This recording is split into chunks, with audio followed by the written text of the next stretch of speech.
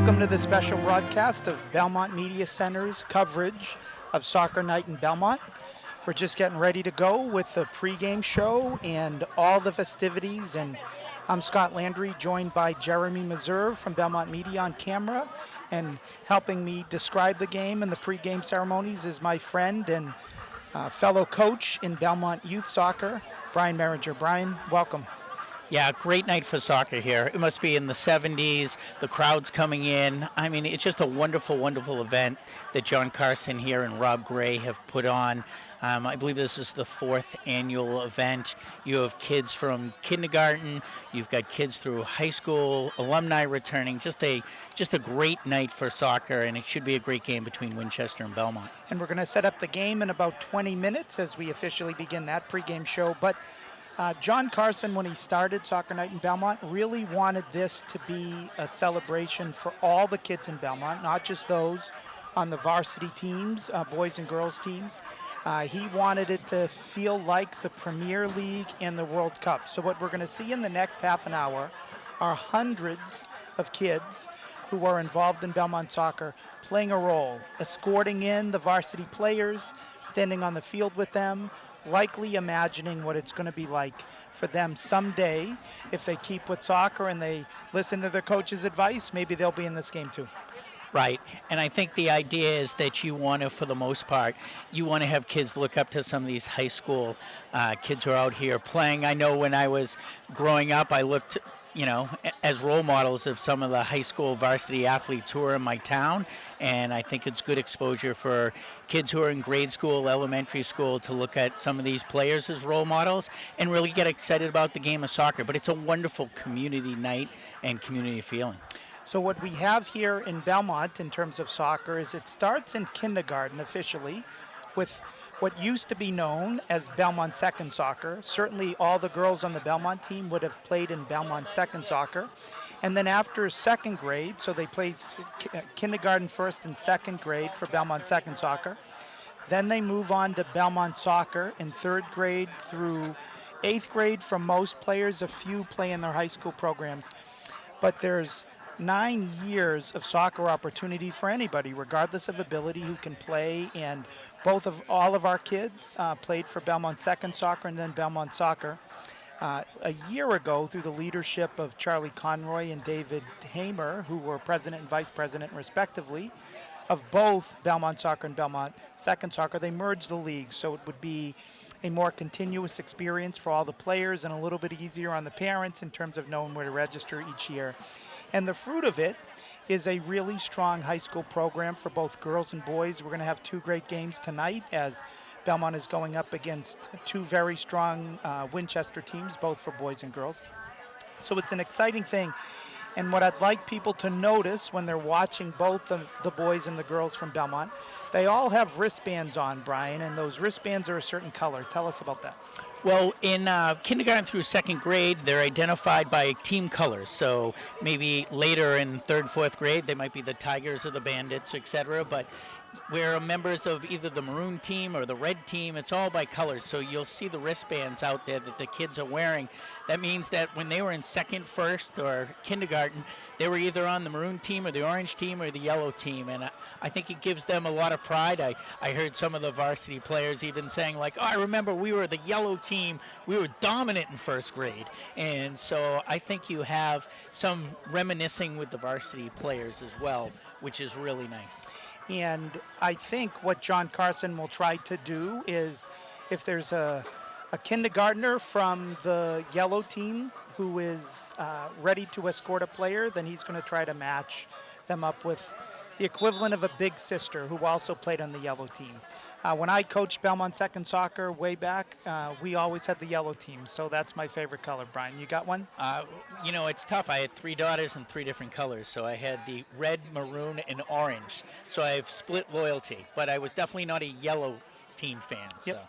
So we have coached in Belmont Second Soccer and Belmont Soccer, and our daughters have played for the high school team here in Belmont. So we will certainly respect the greatness of the Winchester players, but we know the Belmont players and the Belmont, we go to many of the Belmont games. So just want to let our listeners know and our viewers know that we expect a good game, but we're in some ways hoping Belmont plays their best. Yes, we're fans first. I mean, we're going to make Tommy Heinsohn look like a neutral observer tonight.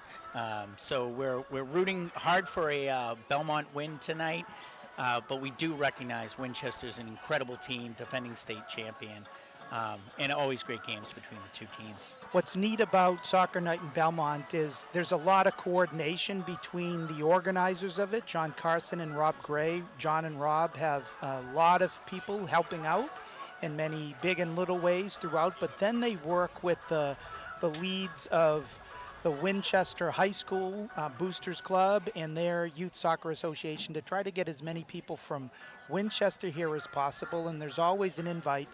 If there are Belmont kids who can play on the field at halftime or escort their players in, that invite also goes to Winchester, and we'll have a lot of Winchester fans here too.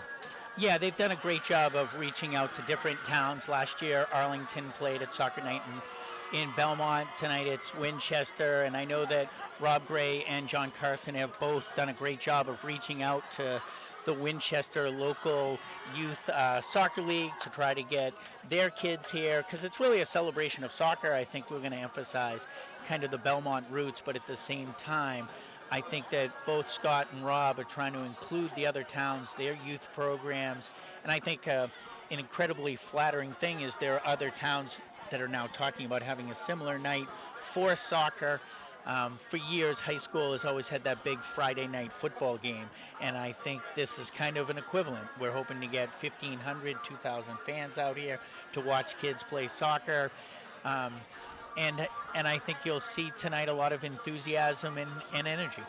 My daughter plays on the Belmont High varsity soccer team, and the first game she looked at when the schedule came out was, who are we playing on Soccer Night? So it's not the end of the season. It's not their biggest game, quote unquote, that will come at the end of the season, typically in the playoffs. But it is the game that they circle on the calendar. And they want to, if they could pick one game in the regular season, they would personally do their best.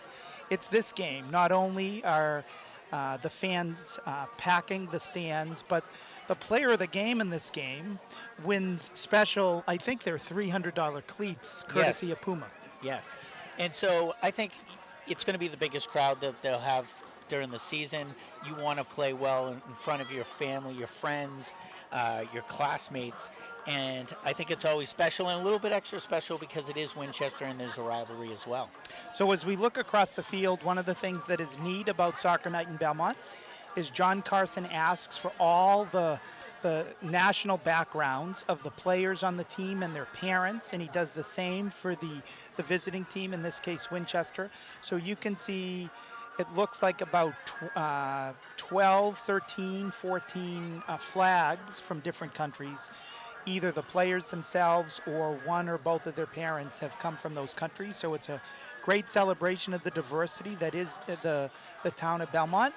You'll see right in the center on the opposite 50-yard line, the theme of the night, we live for the nights we remember, which was John's big thing 4 years ago when he started this. He's like, he wants to create a moment for everybody in the high school team that they'll not just remember as it goes into Christmas time or the new year, but that they'll remember for the rest of their lives. And I know I remember some of the big games from high school too many years ago to count, Brian. As do I. And I, as I remember it, I seem to have played better as I go through my memory. But tonight, these girls will remember this night for a long, long time. And I think it's through a lot of hard work and a lot of organization that both Rob and John have done tonight. When your kids are getting up at 5:15 to get to 5:45 stretching for practice, when it's still dark outside, as the days are getting shorter now, it is an interesting thing, and it'll be worth it in a few years for sure. But it is this time of transition that Coach Paul Graham for the boys, Coach Brian Bishalia Kane, Paul Graham for the girls, Brian Bishalia Kane for the boys, they're managing it the best that they can. They're not letting the players use it as an excuse. And the players so far throughout the season are making the best of a couple practices per week at 5:45 a.m. They certainly are. I know I'm on my way to work, and I'm driving by, and I see them all the time on coming at one team. I also see the field hockey team out here real early in the morning as well. So all the teams are kind of juggling and using limited space. So what we're looking at in the girls' game is a young Belmont team. Um, 5 or 6 sophomores typically start for them. Playing very well, but they're young. A lot of first timers on the varsity, getting significant minutes. And Winchester, loaded, defending state champions in Division II, off to a great start to their season. In their first 6 games, they've scored 34 goals and they've given up 5. So they average about 6 goals a game. They're a vaunted attack. Yeah, they are. As the defending state champions, I think they're looking to go deep again in the tournament, if not win it all again. There's a couple of players to watch. I think right now they're going to start the ceremonies, so we might be getting back to a little bit of that. Analyzing the game in a second. Let's see. It looks like there's a little motion down there right now. Yep, and we will listen for the music, and then we'll let you experience it. We expect the mascots to lead the procession for both Belmont and Winchester as they come to the center of the field. If you've not watched a lot of World Cup or Premier League soccer, you'll see right on the 50-yard line the ball on the column. That is the official game ball. All the players will pass it. The assistant referees will pass it, and then the center referee will pick up that ball and bring it to the center of the field. So it's a neat procession. I know why John has picked it, because it's just fun. It's a pageantry to watch.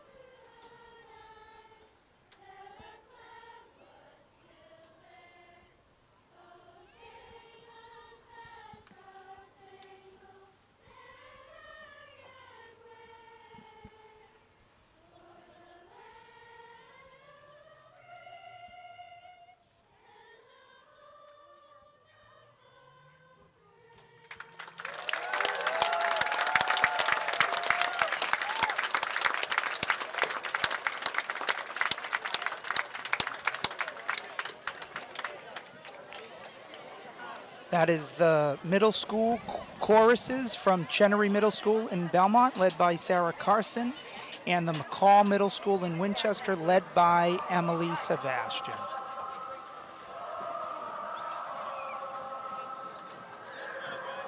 You're now hearing the theme song you would maybe hear in Anfield, You'll Never Walk Alone, which is kind of the Liverpool theme song that is being piped in. So I'm not sure if John's a Liverpool fan, but it's a nice touch. There are many Liverpool soccer club fans here in Belmont, and I know there are some family connections with people who are in leadership in the Liverpool Soccer Club. So a lot of people you see with Liverpool soccer shirts here in Belmont. So we're just a few minutes away from the start, and if you're just joining us, you're here for Soccer Night in Belmont at Harris Middlefield in Belmont Center. Scot Landry here with Brian Meringer and Jeremy Meserve. And Brian, this is going to be a phenomenal test for the young Belmont soccer team. They're 2-2 on the season, and they're going up against the 5-1 Winchester Sachem team, who are the defending state champions. It's a Belmont soccer night. Brian, is a huge night of soccer in town. We have players from all ages. Biggest night of the year for soccer. What's your favorite part of it? I just think the community, I even love the National Anthem, where you have kids from Winchester and Belmont singing together. The kids being so proud to be out there as kindergarten and first grade. Just a wonderful community event. And now we'll listen to the starting lineups delivered by Al, our public address announcer. Number 0, a senior, Andy Costello. Number 5, a junior, Jordan Weinberg. Number 9, a senior, Captain Hannah Plaza. Number 10, a junior, Ella Stone. Number 13, a junior, Katie Dignan. Number 15, a junior, Allie Murphy. Number 16, a senior, Captain Mia Murphy. Number 18, a sophomore, Susie Scuddy. Number 21, a junior, Georgia Lawrence. Number 23, a senior, Captain Whitney Fair. And number 24, a junior, Hannah Curtin. And now your Belmont Marauders. I'm just going to sit over here. So we do the 26 years head coach. Our junior number 2, Jenna Thomas. Our junior number 3, Captain Grace King. Sophomore number 4, Sophia Hospodar. Number 9, a junior, Caitlin Sawyer. Number 11, a junior, Rachel November. Number 12, sophomore, Allie Landry. Number 13, a junior, Ashley Green. Number 14, a sophomore, Nina Nakazi. Number 15, a freshman, Sabrina Sal. Number 21, a senior, Captain, Marina Corrales. Number 22, a junior, Steve Christopher. Number 23, a sophomore, Bridget Martin.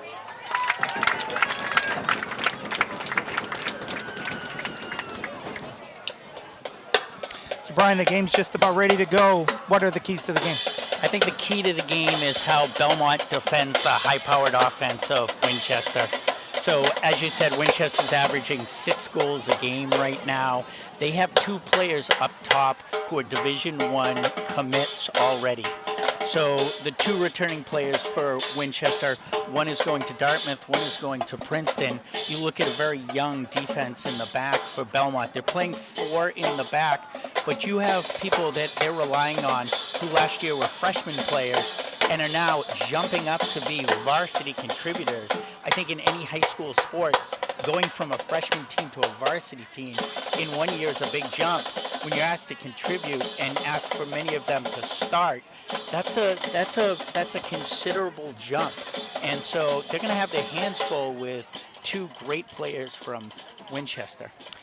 So you're here in the Belmont percussion group, led by Jonathan Messer, the big guy right there in the middle, playing well. And the The two players on Winchester that will monitor a lot during the game are Allie Murphy. She's going to kick off the ball in a moment. And on the far side, 24, that's Hannah Curtin.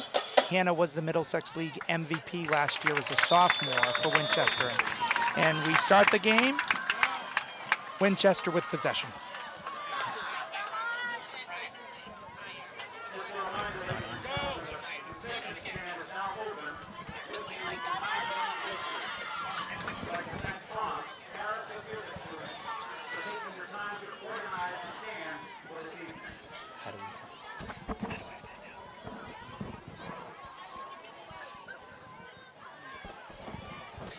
So Winchester plays the ball on the ground a lot, just as they put some air under it. They try to keep possession. Belmont is going to try to counterattack. That's Marina Corrales, one of the center midfielders, one of the captains on the Belmont team. She sends it out wide to Kiki Cristofori. Kiki centers the ball, and Winchester regains possession. So far, it's a good start here for Belmont, you know, getting into Winchester territory. So very aggressive for Belmont defense, coming up to challenge the all-conference players from Winchester. It looks like Belmont is going to try to take it to Winchester, not play like they're playing the defending state champs. That's a good sign right out of the gate. It is a great sign. They are playing a 4-4-2. A lot of times Coach Graham plays a 3-4-3. So he's gone to a little bit more defensive, as I think most people would against the defending state champs. One of the other interesting things, Brian, is they've switched who plays on the outside. So Rachel November is on the near side here. She's a lefty. She often is on the far side of the field going this way, using her left foot on the outside, but Coach Graham has switched it up. And on the other side, he's put in Kiki Cristofori, who many of the games this season has played a forward up top. So Coach Graham is already adjusting to the what he's known from Winchester over the years, trying to set up the lineup, put his team in the best position for success. So this is Allie Landry, one of the center defenders. She takes most of the free kicks for Belmont. Also your daughter? Also my daughter. Hopefully she has a good game, Bri. Yes, I'm hoping that as well. And my hope is that I don't embarrass her on the broadcast, but we'll That's a coin flip. I might have already done that. Yes. So Winchester with the throw-in on the far side. Belmont is a fast-starting team. They started very quickly against a powerful Lexington team on Thursday, and Belmont got up 2-0 before Lexington was able to come back and win that game at home. But it was a good pre-test for what Belmont is going to face tonight against Winchester. Yeah, they're coming off two different games. Winchester's last game, they won 7-0, beating Reading. And as you said, Belmont was up 2-0 against a very improved Lexington team, and then gave up 4 goals in the second half. So I know they want to erase kind of that bitter taste that they have, and they would be nothing better than coming out here and challenging Winchester. So Winchester, again, is very content with playing possession earlier in the game in their side of the field to establish a little bit of the control of the game, work it side to side, pick their moments and pick their opportunities, and then make a rush. But that's a great step by Marina Corrales. The only senior starter in the starting lineup for Belmont is Marina Corrales, one of the center mids. Kiki Cristofori tries to center it in the box, just goes wide, and it'll be a goal kick from Winchester. They play quick, don't they? They're already put the ball into play.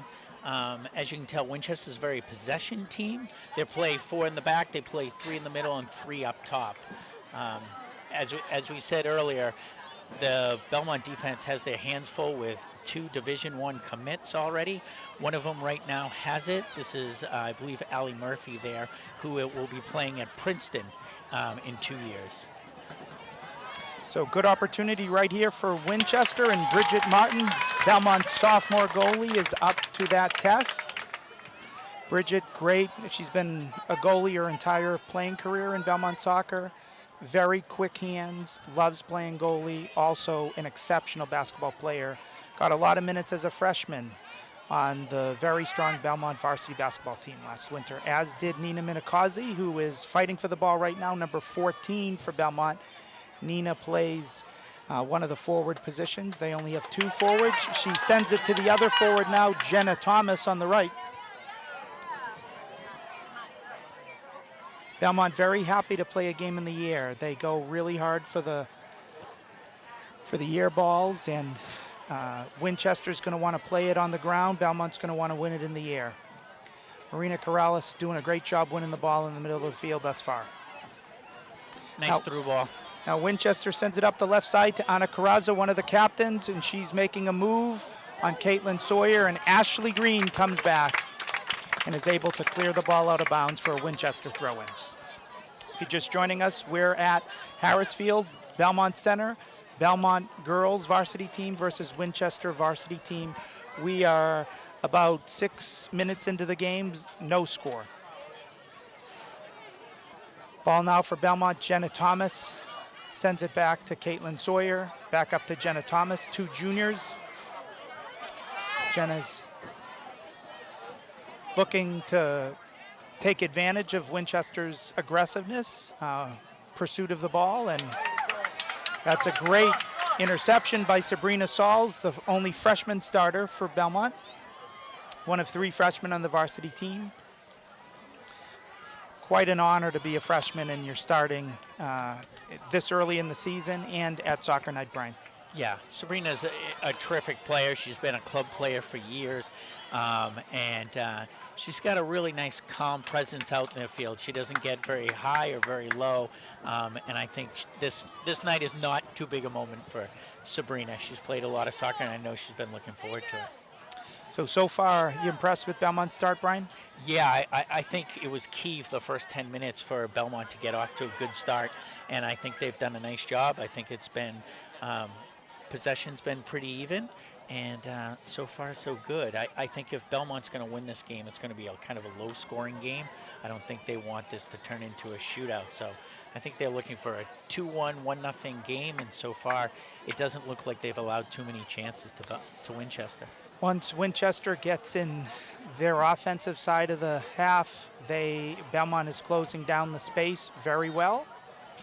And now we'll see a nice little lead-in by Hannah Curtin, one of the forwards for Winchester. This is Hannah Curtin.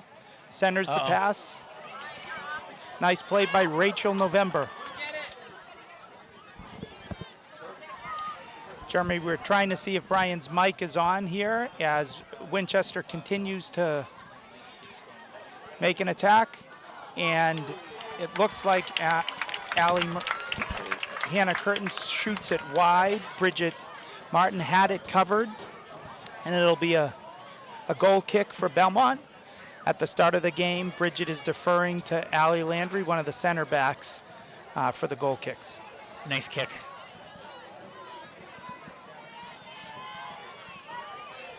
So last couple minutes, the play has been in Belmont's end of the field. The referee just called a foul on the Winchester player, number 15. That is Allie Murphy, and Allie Landry will take another free kick. Yeah, they called that because you can't play the ball when you're on the ground. Yep. So Jenna Thomas now with the ball. Nice overlap by Rach. Nice overlap by Rachel November, the right midfielder for Belmont, starting the game.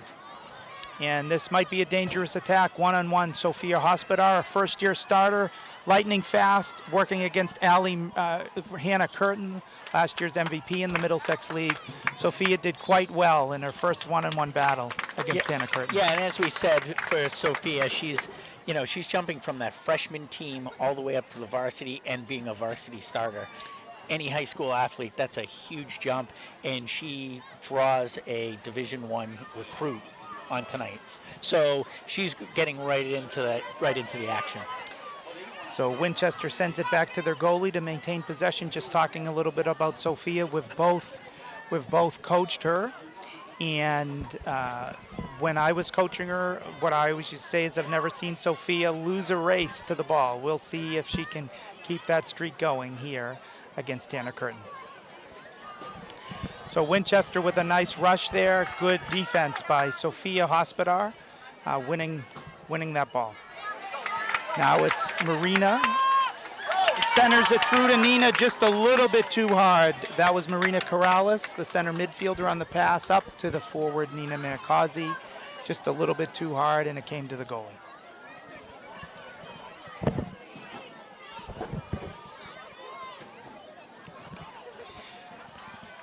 So another attack. Caitlin Sawyer goes around. Bridget Martin with a great save on Winchester's senior captain, Anna Carraza. That looked like it was going to be a goal, Brian, but Bridget came up big. Yeah, this is a dangerous attack as well. So I think Caitlin Sawyer, like many defenders, expected the Winchester forward Anna Carraza to move to the right, as Anna is a righty, but she used a great left to get around Caitlin Sawyer and to get that shot on Bridget. So it looks like we have the first sub of the game, Sadie Cabral, a junior forward, in for Belmont for Nina Minakazi. And Sadie gets the pass right off the bat, and Winchester wins back the possession. So right now for Winchester, Whitney Crayer, a senior co-captain, with the ball, going from their right to their left. Very aggressive play by Jenna Thomas. Control the ball.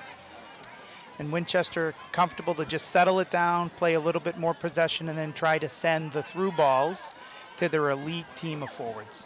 I think what has been very nice is the halfbacks are really getting back. So, you know, with such a high-powered offense, you need to give your defenders some help. So you have to impress upon your midfielders. They have to get back tonight, and communication has to be great. You know, a missed assignment, no communication, the ball could end up in the back of the net. So, you know, if I'm Coach Graham, I'm really stressing communication and stressing for my midfielders to get back. So Winchester with a couple of throw-ins. That's the right defender, Jordan Weinberg. And then they're switching it over to the left to Susie Kutwicki on the left. And Jenna Thomas has been really putting a lot of good pressure, and it results in a turnover. Belmont throw by Rachel November. Right. Winchester seems like they're giving Belmont a little bit of space. Nice awareness by the goalie for Winchester, seeing that the ball was going to go over defender's head. She was ready for it. Now in the middle of the field, coming up for Winchester is Katie Degnan, a junior. Sophia Hospodar steps up once again to win the ball. Clears it a little bit deep. Wasn't exactly on the same page with one of the forwards on that, but it's setting up Belmont to just be stronger in the defensive end. If you can watch, they're playing fairly compact in the middle of the field. The defenders, despite how strong Winchester's on top, the defenders are pulling way up, Ryan. Yeah, and Winchester's doing a great job of playing out of the back. So another great attack by Winchester. Great centering pass by Hannah Curtin, the right wing, to her one of the captains, or one of her fellow juniors, Allie Murphy, for the shot blocked by the defense of Belmont. I think that was Ashley Green blocking the pass.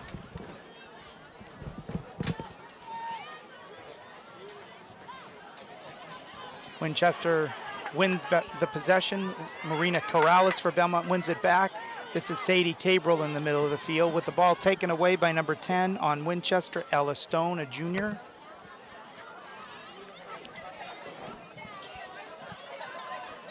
So Winchester, another attack. Hannah Curtin with the shot. Hey man, Bridget. You're fine in this camera. Bridget. So I don't know what's going on with the channel. Bridget Martin. It's not the camera. We apologize a little bit for our technical difficulties here. We're trying to work on Brian Meringer's mic.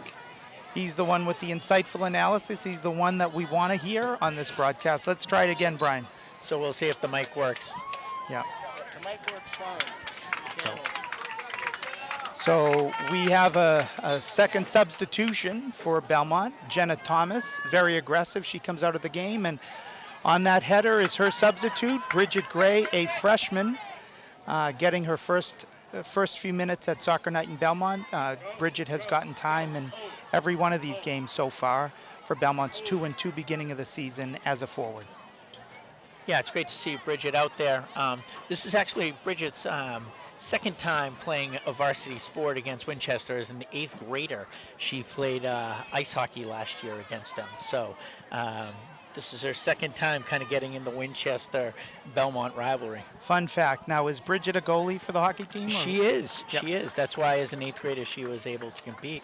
She competed very well. I'm not sure how much Winchester wants to see her for the next 4 years.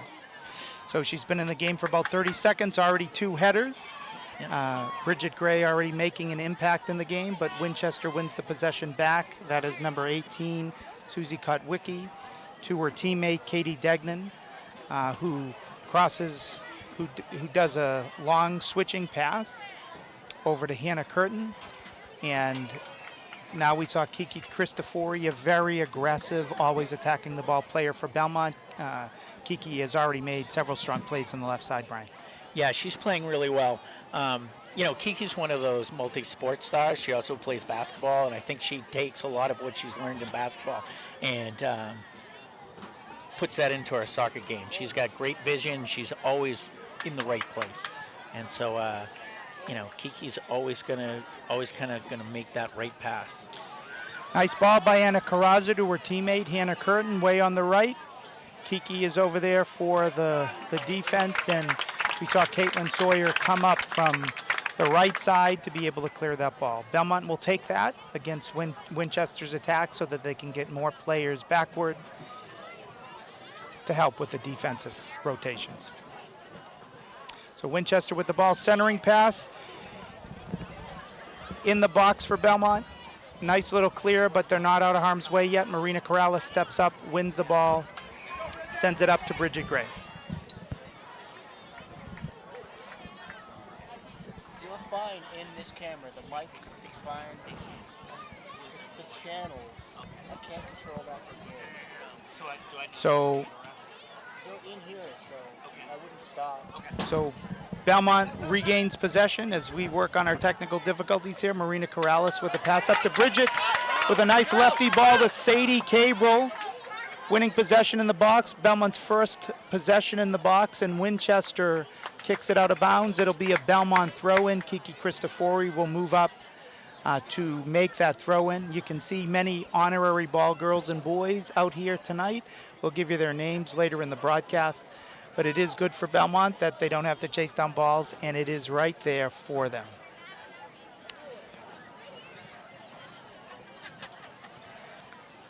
So Belmont tried to turn and earn a corner kick on that one, Brian, but it went off Belmont, so it'll be a goal kick for Winchester. And they're really distributing quickly. If you look, you know, they're going to play out of the back. I think Belmont's going to give them that thing. Here's a turnover. Great opportunity. Sadie Cabral with the win of that ball. She takes a great quick shot, just a little bit right to the goal, but that's the aggressiveness Belmont's going to need to win this game. Yeah, that was a fantastic play by Sadie. So Sadie has typically been playing midfield this season. Coach Paul Graham mixing things up tonight, putting her in as a sub as the forward, and it's already paying off for him. So Belmont had about 5 minutes there, Brian, where Winchester was dominating possession in Belmont's half of the field, and the last couple of minutes since Paul Graham made those subs, Belmont has become much more aggressive, and they're making some plays. Yeah, I think he's gone to the bench a little bit more than sometimes he has in the past, realizing he's got to keep up with this attack. So you're seeing a lot of subs. It's a hot night, and I think he's shuffling more fresh bodies in there to hopefully give them the energy that they need.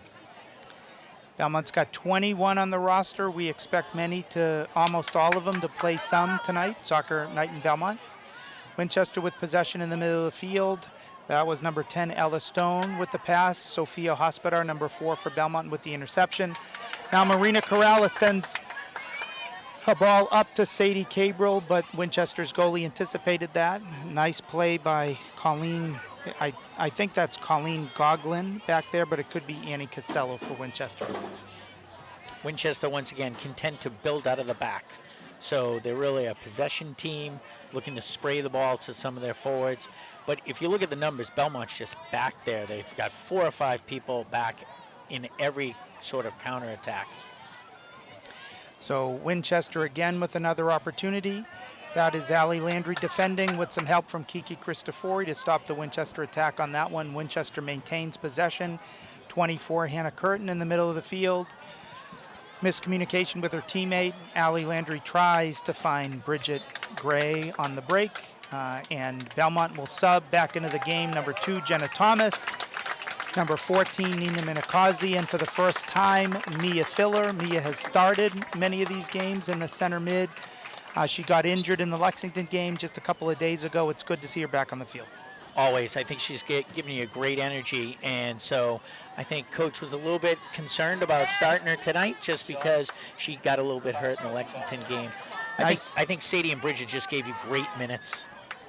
Nice possession by Belmont. 1-2s between Jenna Thomas and Marina Corrales. Winchester again wins the possession up on the left wing now. It's Anna Carraza carrying the ball.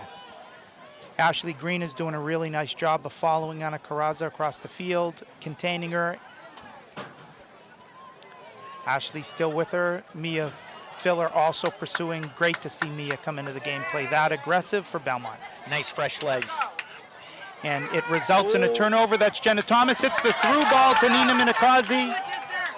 Again, Winchester's goalie doing a great job of manning and staffing the full 18 box to be able to use her hands and to snuff out the Belmont attack. Yeah, she's really playing the kind of sweeper-keeper where she's out as like almost the 12th player, the 11th player on the field, but obviously almost as another defender coming out. She's really comfortable playing with her feet. What channel were you looking at? So Winchester with possession, won by Mia Filler. It's not. Mia tries to switch. Rachel November with aggressive attack, but the ball is won by Anna Carraza for Winchester, who's carrying the ball in the middle of the field. When Winchester wins possession, Belmont always doesn't give up to try to get it back. That's a really great sign. We are 18 minutes left in the first half here at Harris Field in Belmont. 0-0 between the 2-2 Belmont Marauders and the 5-1 defending state champion Winchester Sachems. I really love how Winchester quickly distributes. The goalie has it, not looking to punt the ball, looking to get the ball right into play. One of the things we're going to have to watch is, as Belmont's playing defense for a long time on a hot night, you tend to get worn down. And so I think when you have that happen, you really rely on the subs coming in all the time to make sure that you're keeping fresh legs. Winchester hasn't gone to the bench nearly as much as Belmont has tonight. So Jenna Thomas with the cross to Nina Minakazi, just a little bit too strong. So Belmont is attacking with their passes. They're just hitting it a little bit long, Brian. That'll get better as the game goes, but if I'm Coach Paul Graham for Belmont, I got to be happy with how my team is playing. Delighted. Great opening 20 minutes for Belmont. So Nina Minakazi with the pressure defensively on Winchester, but great possession. And patience by Winchester moving the ball out. Nice Ashley step. Green makes that step. Doesn't result in a turnover yet, but Belmont is now being less compact and they're being more aggressive, taking it to Winchester. So right now 15 is Allie Murphy for Winchester. Tries to make a pass, but it's stolen by Sophia Hospodar. Nice big ball, nice big centering pass. And we have Allie Landry down on the field for Belmont, calling out the trainers. Never good to see your own daughter like that, Brian. No, not at all. And obviously it's your own daughter and you're concerned. I'm going to take a purely Belmont perspective. They can't have Allie out of this game. So she is one of the experienced defenders here in the back. She communicates extremely well and she takes all the free kicks. So they need her in the game. As we said, the defense in the back is young and they're going to get better every game.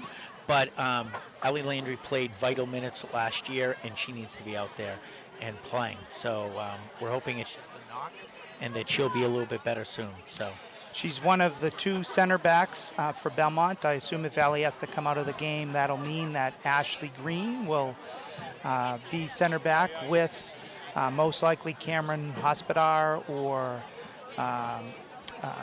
most likely Cameron Hospodar will come in, and then they might shift it around. We'll see what Coach Paul Graham decides to do defensively if Allie Landry has to come out. Right. Cameron Palmer is who's going to come out and probably play. I assume she'll play on the left.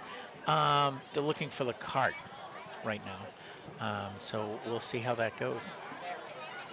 So if you're just joining us, there's about 16 minutes left in the first half. Soccer night in Belmont.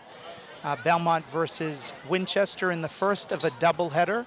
This game is the boys versus this is the girls varsity, Belmont versus Winchester.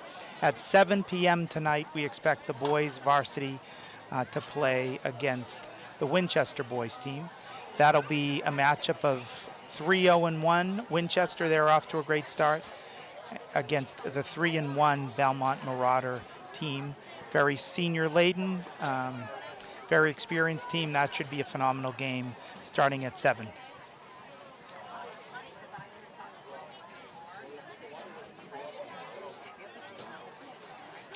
Typically when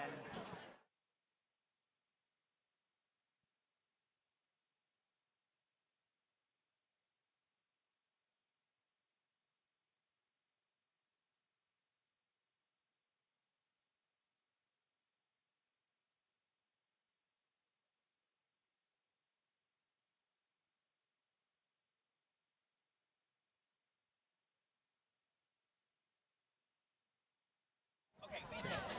I just, everyone's...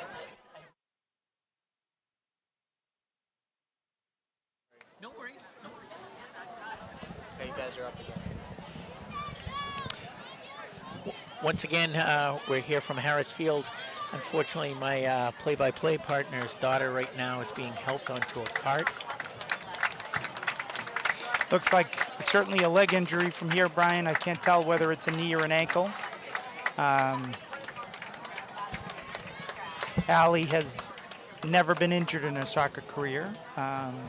Certainly nothing serious. Belmont has already dealt with one major injury this year to one of their co-captains, Grace Kane, hurt her knee in the preseason. And Grace is a phenomenal player. I think, we're wishing her the best recovery. They were really looking forward to Grace being a captain, working the center midfield, or maybe playing forward. One of the most talented players Belmont's had in a while, and it's really difficult that she's not there. We're hoping she can rehab and be on the soccer field for next year. It looks like your wife is down there tending to your daughter at the moment. yeah, my daughter has a sense of humor about it. I don't think she likes all the attention, Brian, being driven on the cart. And she's looking up here saying, I can't believe my dad is probably talking about my injury right now. So in terms of the lineup for Belmont here, it looks like Ashley Green is going to play center D, more of the sweeper position, and they've put Cameron Palmer in where Ashley Green was playing the more stopper position. Nina Minikazi, again, putting as much pressure as she possibly can on Winchester. I like that. We'll see if we can get an injury about how Allie Landry is doing. I would not expect that she's going to be able to come back to this game, but hopefully she's not lost for the season. Nice play by Caitlin Sawyer, being very aggressive there against Allie Murphy for Winchester.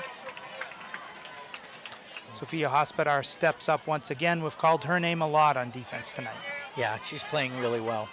I mean, she has four varsity games under her belt, and she's, as we've said a couple times on this broadcast, she has drawn a Division I commit on her side, so she's doing phenomenally over there. Both of us had chances to coach her, and I think when we talk, she's a ball winner and has incredible speed out there in the backfield. So right. I think we'll be calling her name here for the next 3 years. So we'll see what happens with Belmont as the substitution changes several different things about corner kicks and direct kicks, as Allie Landry took those for the team so far this season. But we know defensively they're going to be solid with Ashley Green back there, Sophia Hospodar, Caitlin Sawyer, and now Cameron Palmer. Yeah, Ashley right now is by far the most experienced person in the back. This is her third varsity season that she's been on the team. So we're trying to check things out. So we just got the report from the trainer. The trainer indicates that Allie Landry has a torn ACL, so she's the second player with a significant knee injury. I believe that means she'll be out for the season. Well,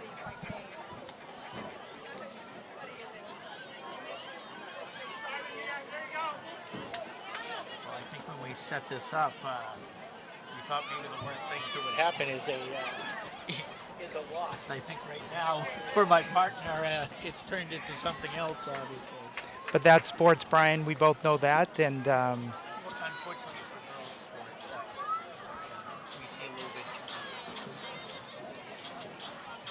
so Winchester versus Belmont here. Winchester's probably had about 60% of the possession, I would estimate, but Belmont has had more opportunities in their end. You know, they haven't had any tremendously great scoring opportunities with the exception of Sadie Cabral's shot.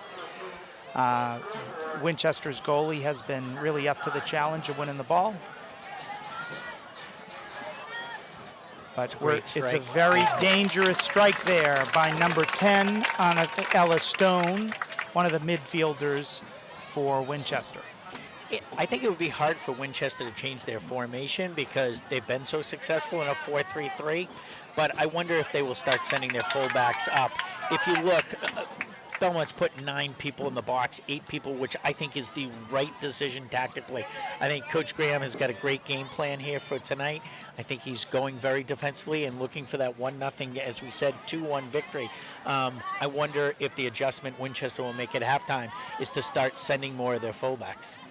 Yep, and Belmont, I think, would be glad, Coach Paul Graham, to take a 0-0 halftime score. But if you're Winchester's team, and that's a nice through ball again, the goalie for Winchester, I think that's Annie Costello, playing a really great game. So far, one of the players of the game for sure here. Yeah. Nice step by Rachel November for Belmont. But the ball won by Ella Stone. That she is a sends it beautiful through to Hannah ball. Curtin. Hannah goes back. Caitlin Sawyer attempts the header. Doesn't strike it, but luckily for Belmont, the ball goes out of bounds. Now back into Belmont, in for Belmont for the second time, Sadie Cabral, in for Nina Minakazi, and for the first time, number 8 comes in, Olivia Zarzicki, for, it looks like right midfield for Rachel November. Yeah, Olivia's going to give you a lot of speed. So she's on the winter track team. She's on the spring track team. Runs kind of mid-distance, but she can fly. So I think she'll be able to put up with the speed of Winchester. So I think Coach Graham's trying to get 4 or 5 really good minutes out of her, and I think it's a good substitution. So we're still 0-0 here. Belmont versus Winchester. 11:30 left to go in the first half. Belmont is a strong community. What I see near Allie Landry with her injury, we have a Mass General Hospital emergency room trauma surgeon and Dr. Chris Cabral, who's taking care of that. And then Grace Kane's mom, who has dealt with several knee injuries for Grace. Belmont's co-captain is down there coaching my wife to not over panic, Brian. Yes, yes. So Sadie Cabral wins the possession. She sends it to Marina Corrales. This is shaping up to, it was shaping up to be a 3-on-5 for Belmont. Marina really makes things happen in the middle of the field. She's got great vision. She really does a great job of distributing the ball. She comes from a big soccer family. Her father is a coach in the youth program here for a while, including one of his teams that won MTOC, which is one of the highest things you can kind of do in youth soccer. Her brother plays for Northeastern. Actually, her father actually played college soccer as well. So she comes from a line of a lot of soccer players, and she's got great vision out there, and also can bring it from about 30 yards. So doing a nice job of trolling the middle tonight. Yep, that is George Corrales, her dad. George's team that won the state MTOC was 2+ years ago. It was 6th grade team. They won Division I for the state. MTOC means Mass Tournament of Champions, so best 6th grade team in the state that year. All those boys recently entered ninth grade, most of whom here are at Belmont High School. One of those players made the varsity team as a freshman. That's Peter Grace. Right. So Winchester maintains possession. This is number 8 with the ball, a sub, Sophia Arnett. Winchester has several subs in the game. Number 7 with the nice centering pass. But Caitlin Sawyer wins it again, another one of Belmont's players whose name we've called quite a bit. Yes. Caitlin, a junior on the team. This is her first year on the varsity squad. And I believe it's her first start tonight. And I think she looks very comfortable back there, and she's doing a really nice job of really owning the middle. So I like how Belmont right now is sliding towards the ball. You're really seeing the 4 backs kind of go in unison, which is what you need. Nice play by Olivia Zarzicki. That's why you want her out there. You want her to play good, hard, aggressive defense. Once again, there's 8 minutes left or so in the half, and I think Belmont has done a great job defending. It's a great thing when you have a substitute come in and they instantly make an impact. It gives them confidence. It gives the whole team a boost.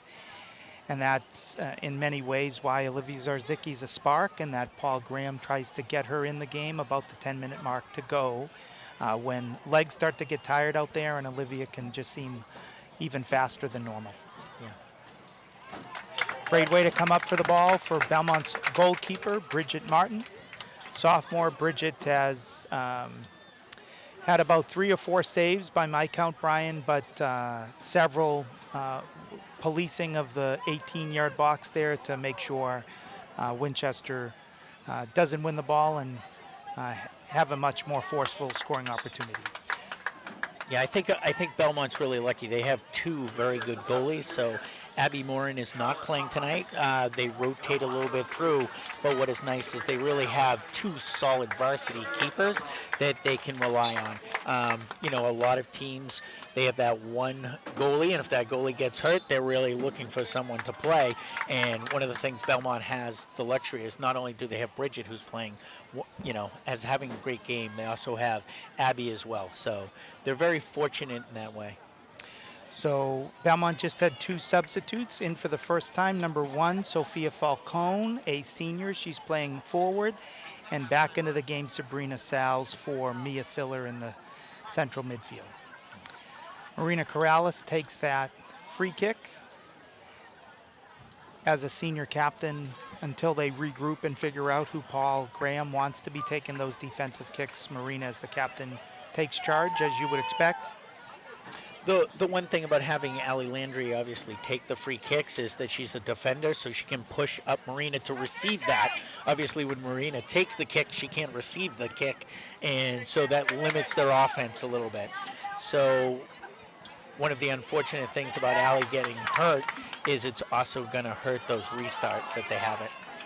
Marina Corrales with a great ball win against 11, Maylee McMahon for Winchester, who wins it back.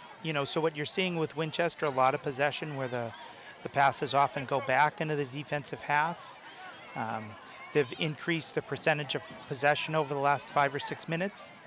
6 minutes left to go in the half. Scot Landry, Brian Meringer, and Jeremy Meserve here at Harris Field at Belmont High School for soccer night in Belmont.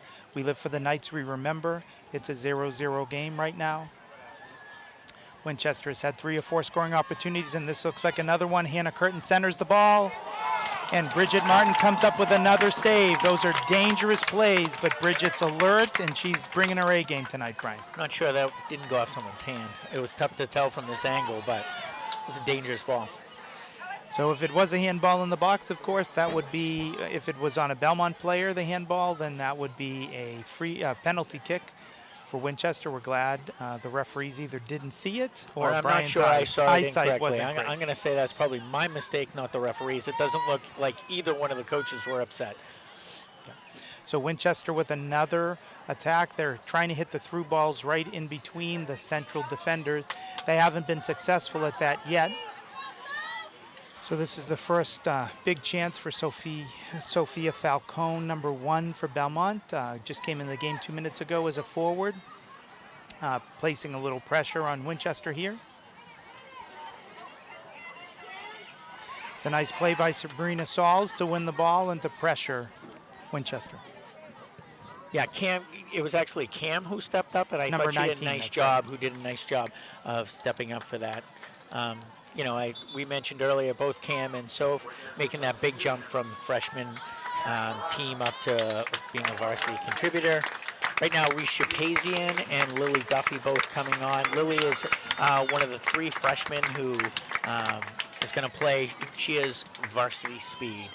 She's kind of a throwback. She plays 3 sports. You'll see her on the, you'll see her in the rink in the winter, and you'll see her with a lacrosse stick in the spring. Her, I want to say her father Dave probably gave her first ice skates before she could walk, and her grandmother's a big lacrosse fan, Mama Duff, and I think that she also holds out, you know, a lot of hope for her on the lacrosse field as well. So that was Lily Duffy who did win that foul on Winchester. So Ashley Green's going to take the free kick here. Belmont moves up very aggressively in the offensive end, looking to score in these last 5 minutes of the half. Also in the game is Reese Shapazian. You know, it's amazing how many girls on this team were also a member of the league-winning basketball team that went deep in the tournament. So you look out there, you have Reese Shapazian who played in the backcourt. You have Bridget Martin who's the goalie. Nina had a tremendous season as a freshman, and they're going to be good again. The basketball team. Also, Kiki Cristofori played on the basketball team and will probably start this year and be relied on as a main contributor. So you have 4 very talented basketball players, and I think right now you really see that a lot of these kids who are playing soccer also play other sports as well in Belmont, which I think is nice. So Winchester with the possession. Forward pass to, it looks like it's number 7, Matea Leone, with a nice rush. Her teammate throws it into Matea Leone, who makes the turn on Sophia Hospodar, and Winchester moves it back to control it in the midfield and to plan their attack. So there goes Olivia Zarzicki again. We've called her name 3 or 4 times, and now she's doing the overlap, asking Reese Shapazian to send her, and she does. And she almost had a chance to keep going. She just didn't know where the ball was. That is a tremendous play by Olivia Zarzicki from her outside back position. But Winchester on the counterattack, very nice through ball there. Centering. But look at the midfield getting back. You can count 6 red shirts right there in the box, and they've given up the corner. They need to. There's less than 5 minutes left to go. They cannot afford to give up something late. But been extremely impressed with Belmont getting back tonight. Their halfbacks have put in great effort. So this, I believe, is Winchester's first corner kick of the game. Freshman Charlotte Hofheinz will take the corner.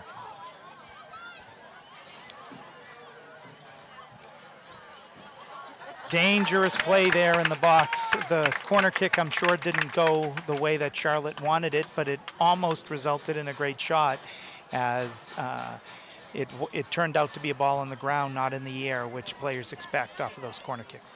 What I'm not sure is that's a scripted play. So a lot of teams will have that as a potential penalty, as a corner kick play, is they'll actually throw something low and try to get something on it. It didn't look very successful. I'm not sure if it was planned or not. So great win and clear by Ashley Green to snuff out another Winchester attack. We have, by my guess, about 3.5 minutes left in the half here. The clock stops at 5 minutes in Massachusetts high school soccer, and then the referees keep the rest. So that's another through ball by Winchester. They're trying to work it outside on the right side a lot. They've had 3 or 4 of those plays so far in the game. And so far, Belmont has been able to stop all of them through the great play of their defense and their goalkeeper, Bridget Martin.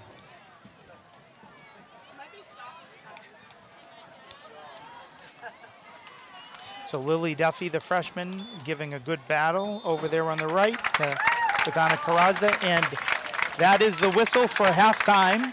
There is no score here from Harris Field. Belmont versus Winchester. Paul Graham, I know, can't like the fact that he lost his starting center defender in this half, but he will gladly take the 0-0 score. Right. So I think the quick commentary is that Belmont played great, showed great hustle. I thought they did a fantastic job of stopping the offense. The bigger picture is if they've lost Allie Landry, like we do suspect for quite some time, that's a real blow for the season. So, I think he must have kind of mixed emotions going in there, as I'm sure you are as well. But Allie is vital in the back, and if she is lost from some time, we don't have the diagnosis, but we need her to be out there for the team to do well. So with the score 0-0, Belmont and Winchester. So first half, your keys to the game was that Belmont's defense needed to play excellently against Winchester's offense, Brian, and that's exactly what happened. Yeah, I think when you looked at what you wanted defensively, you wanted them to contain some of the bigger players, which I thought they did. Winchester had one or two really good scoring opportunities in the box, but other than that, I really thought the midfielders got back. They really crowded the box and didn't allow much space for the Winchester forwards to work.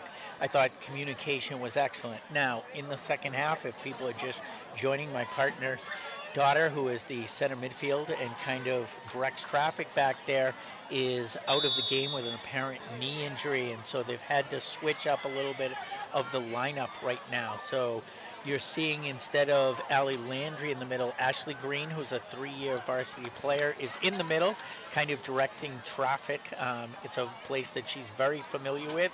At the beginning of this game, she was in the midfield. I thought she gave quality midfield minutes. She has a very high motor, and I thought she did an excellent job. She's going to have to drop back. They've brought Cam Palmer in for the game to be that fourth fullback. And so, once again, I thought the level of play from the backs was outstanding, and the midfield as well. I think you have to be very happy if you're a Belmont fan, as both of us are, with a 0-0 halftime score. You are worried, though, right now that the bench just got a little Shot by bit. Jenna Thomas, and she scores! Goal for Jenna Thomas, 1 minute into the second half.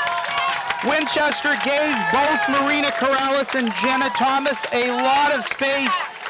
Winchester didn't read their scouting report. Jenna loves to shoot from 25, 30 yards out, and she just drilled it. One of the biggest goals of her Belmont High School career, Brian. Yeah, absolute rocket into the top shelf. Excellent, outstanding. Couldn't ask for a better start. We're 1 minute in. Belmont's up 1-0. Looks like they're coming up. They've just won another couple of balls. It looks like the enthusiasm level just jumped. So when you're a heavy favorite like Winchester and you get down, particularly in the second half, there can be a little bit of a shock value. We'll see how they respond, and if Belmont's defense can keep up the great play that they had in the first half. And that was Sophia Hospodar defending on that. Belmont with a lucky break. The ball goes just out of bounds on the sidelines instead of past the end line, so it's a throw and not a corner kick for Winchester. Yeah, great ball strike by Jenna. A very talented player, experienced varsity player. The scouting report is that she likes to shoot from there and can shoot well. Huge goal by Jenna Thomas. By my take, we don't have official stats here. That's Belmont's first official shot on goal. Yes. And it happens to hit the back of the net. Jenna Thomas with a fantastic shot, beating Winchester's goalie. It looks like they changed goalies for Winchester from first to second half. Now in the game is Annie Costello, and she might have, she's had her hands up in front of her eyes. She may have had some sun in her eyes, who knows, but Belmont will take it, up 1-0 against the defending state champions, Winchester Sachems. So nice aggressive play by Jenna Thomas once again. Results in a turnover, but Winchester wins it back. Number 15 with the ball right now for Winchester is Allie Murphy, one of their two Division I commits already as juniors. Allie Murphy is committed to play soccer at Princeton. Winchester again, despite being down 1-0, content to play possession. We'll see if being down a goal changes their strategy a bit, Brian. They are an extremely experienced team, so I don't think they're going to panic. They are going to possess the ball. Nice cross right here. So Caitlin Sawyer with the head. Cameron Palmer fighting for the ball. Cameron doing a nice job as a sub in the middle of the field, playing in the center for the first time so far this year. Through ball. Nina Minakazi is trying to chase it down, but smart play by Winchester's number 16, Mia Murphy, one of the captains, to play it back. And now Brian and I are pleased to be joined by Charlie Conroy. Charlie is has served as the president of Belmont Soccer Association for many years. He finally got a respite from that, and Craig White has taken over. But as you saw during the halftime program, Charlie Conroy was honored by Belmont Soccer and by Soccer Night in Belmont for all of his work. And I'll read you what is on Charlie's plaque in a minute, and then we'll speak with Charlie. If I can find my right sheet of paper as Belmont and Winchester continue to play. Brian will help me with the plaque for Charlie. But Charlie, welcome and congratulations on a well-deserved honor. This is a wonderful evening. More than 1,500 people play youth soccer in Belmont, and that's because of Belmont Second Soccer and Belmont Soccer Association.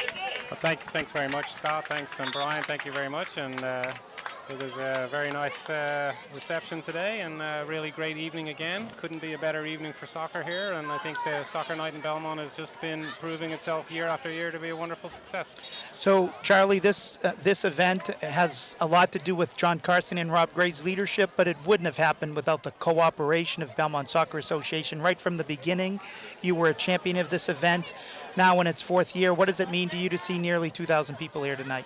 It's just amazing. It really is. I mean, it's always about the community. It's about getting people out, supporting our soccer teams, and the way that we've involved the kids from kindergarten all the way up through the 8th graders working here on the ball boys, ball girls for the game. It's just really amazing. So the plaque that Charlie received from Belmont Soccer Association's Vice President David Hamer reads, Charlie Conroy, in recognition of your outstanding leadership serving the youth of Belmont as a coach, coordinator, and president of the Belmont Soccer Association and Belmont Second Soccer, you exemplified all that volunteerism is meant to be, that it's all about the kids. Thank you from the thousands of youth and parents you have impacted through soccer. Presented September 21st, 2019, Soccer Night in Belmont. Charlie, of all the different things, you see people get honored for accomplishments in work, accomplishments in volunteerism all the time. When I heard from John Carson that you were going to be honored, I haven't felt more strongly that somebody deserved it than you. The work to run a soccer association of 1,500 kids takes a lot of time, must have felt like a second full-time job for you at times, and you've impacted so many kids, including my kids. So thank you on behalf of everybody who I know is listening to the broadcast tonight, whose kids have also played Belmont soccer. Yeah, no, it's great, and it is always about the kids, and that's been the kind of guiding principle, I think, and it takes a lot of other people as well to help run this program. So I've had a great group of people around, a great set of coaches over the years as well, and a great group of organizers. So it really has been a wonderful experience and a team effort.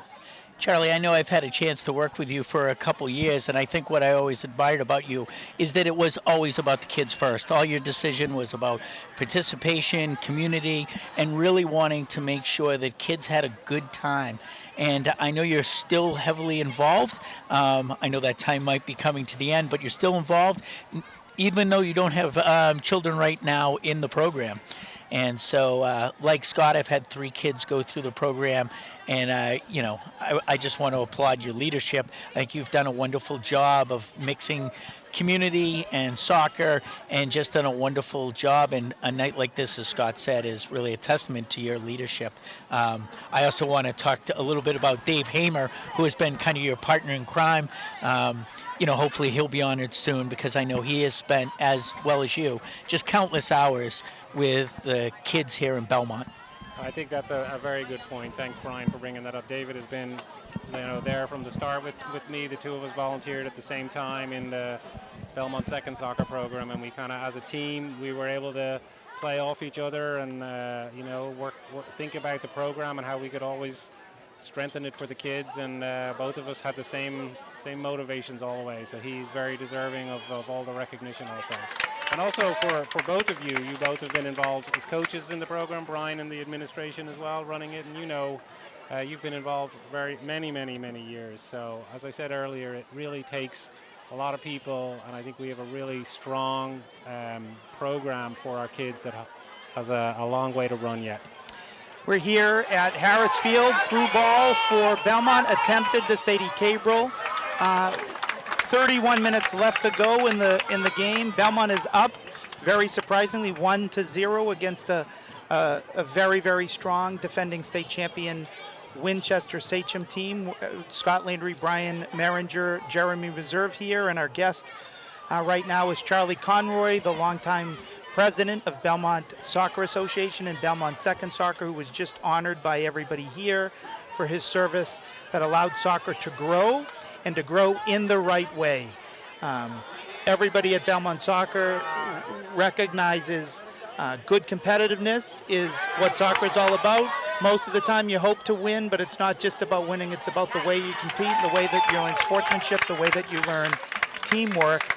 And that's clearly how the Belmont varsity soccer team is playing right now, Charlie, against a great Winchester team. They're playing well. They're resilient, losing a couple of players, and still taking it to a great Winchester team. Yeah, no, they really are showing a great cohesiveness here.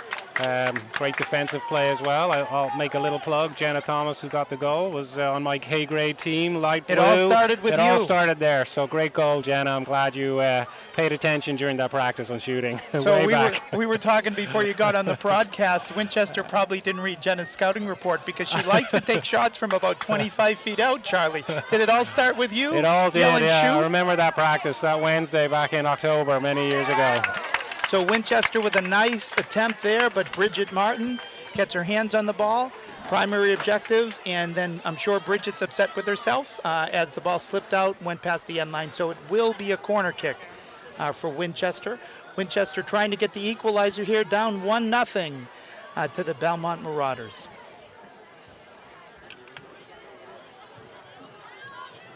Solid ball header just over the crossbar. Great attack. Winchester came in unmarked. A great opportunity for the Winchester number 12, I think that was for Winchester. And that is Molly Egan, a junior, just headed it just over the bar. Belmont needs to gain a little bit more possession, keep it in Winchester's end a little bit more. But they've lost their typical goal kicker so far, and Bridget Martin is taking that responsibility back as a goalie. So Charlie, when you think of all the various things that you've done as the president of Belmont Soccer and Belmont Second Soccer, one of the last things you did for the town is you brought those two organizations together, which took several years to accomplish. What do you hope that leads to here in Belmont for all the young kids who will grow up playing soccer in this town? Yeah, I think hopefully the intent of it was to make it less confusing for families, that there was sort of one program where we could instill kind of a set of goals over each of the different grades and make the transitions from different grades for the kids that bit easier. There was a big step up from second grade to third grade previously when we had two organizations. So really for the kids, try and make that an easier, simpler process, and also just allow the families of Belmont to think of Belmont Soccer as like one entity. He is Charlie Conroy. He's been honored tonight at halftime by everybody here at Soccer Night in Belmont. Well deserved for his leadership of the two main youth soccer associations, now one here in Belmont. Belmont Soccer Association, Belmont Second Soccer, about 1,500 kids per year learning how to play the game the right way. For most of these players who start in kindergarten, it's their first team activity. And what they learn from their coaches sticks with them regardless of which sport that they play. So Coach Paul Graham here is put Lily Duffy, one of the fastest players probably in the Middlesex League, freshman for Belmont, in the game. And Belmont was trying to go over the top to Lily on that play, but Winchester had it well defended. We have the forwards switching out here at Belmont. Sadie Cabral coming out, Nina Minakazi coming out. Back into the game is Sadie Cabral and Lily Duffy is coming out. Nina Minakazi just came in along with Jenna Thomas, the goal scorer so far for Belmont. Nice centering pass with her left by Marina Corrales. It looked like Rachel November was coming in to try to have an attempt at a strike, but Winchester defended it. Now Winchester tries to hit the through ball to Hannah Martin. Greatly defended by Kiki Cristofori, going down to be able to clear the ball. Charlie, it's been great that you've been able to join us. Thanks for everything that you've done for soccer. Enjoy the rest of Soccer Night in Belmont. Thank you very much. Thanks, guys. Thanks. 26 minutes left to go here from Harris Field. Belmont up 1-0 against Winchester. Winchester now dominating possession. Belmont seems to be content having 10 of their 11 players in the defensive end and just clearing it. So it's going to be an exciting time. I expect Winchester will have a lot of scoring opportunities, and Belmont is just going to play desperate to clear it, Brian. Yeah, batten down the hatches right now. Winchester is definitely getting their fullbacks a lot more active. So they were sitting back a little bit more. I am sure that the coach from Winchester said, you know what, they're kind of playing one up top, and they're trying to, have them run. You're seeing Nina run. You saw Lily. And I think what you're going to have is you're going to have a lot more Winchester players pushing forward trying to get the equalizer. So Winchester's backs, as Brian said, moving way up. Nina McCausey, one of Belmont's forwards, tremendous athlete, star in the basketball court too. I wouldn't be surprised if Belmont's just going to try to send Nina deep a couple of times and see if she can win that one-on-one battle. Now Winchester making an attack. That's number 10, Ella Stone. Nice rush, but Belmont's defense playing high, making Winchester try to hit the through ball. And so far, Bridget Martin has been owning that 18-yard box. Bridget is Belmont's goalie with the goal kick. Not controlled by Belmont at the top. It'll be a Winchester throw-in on the far side.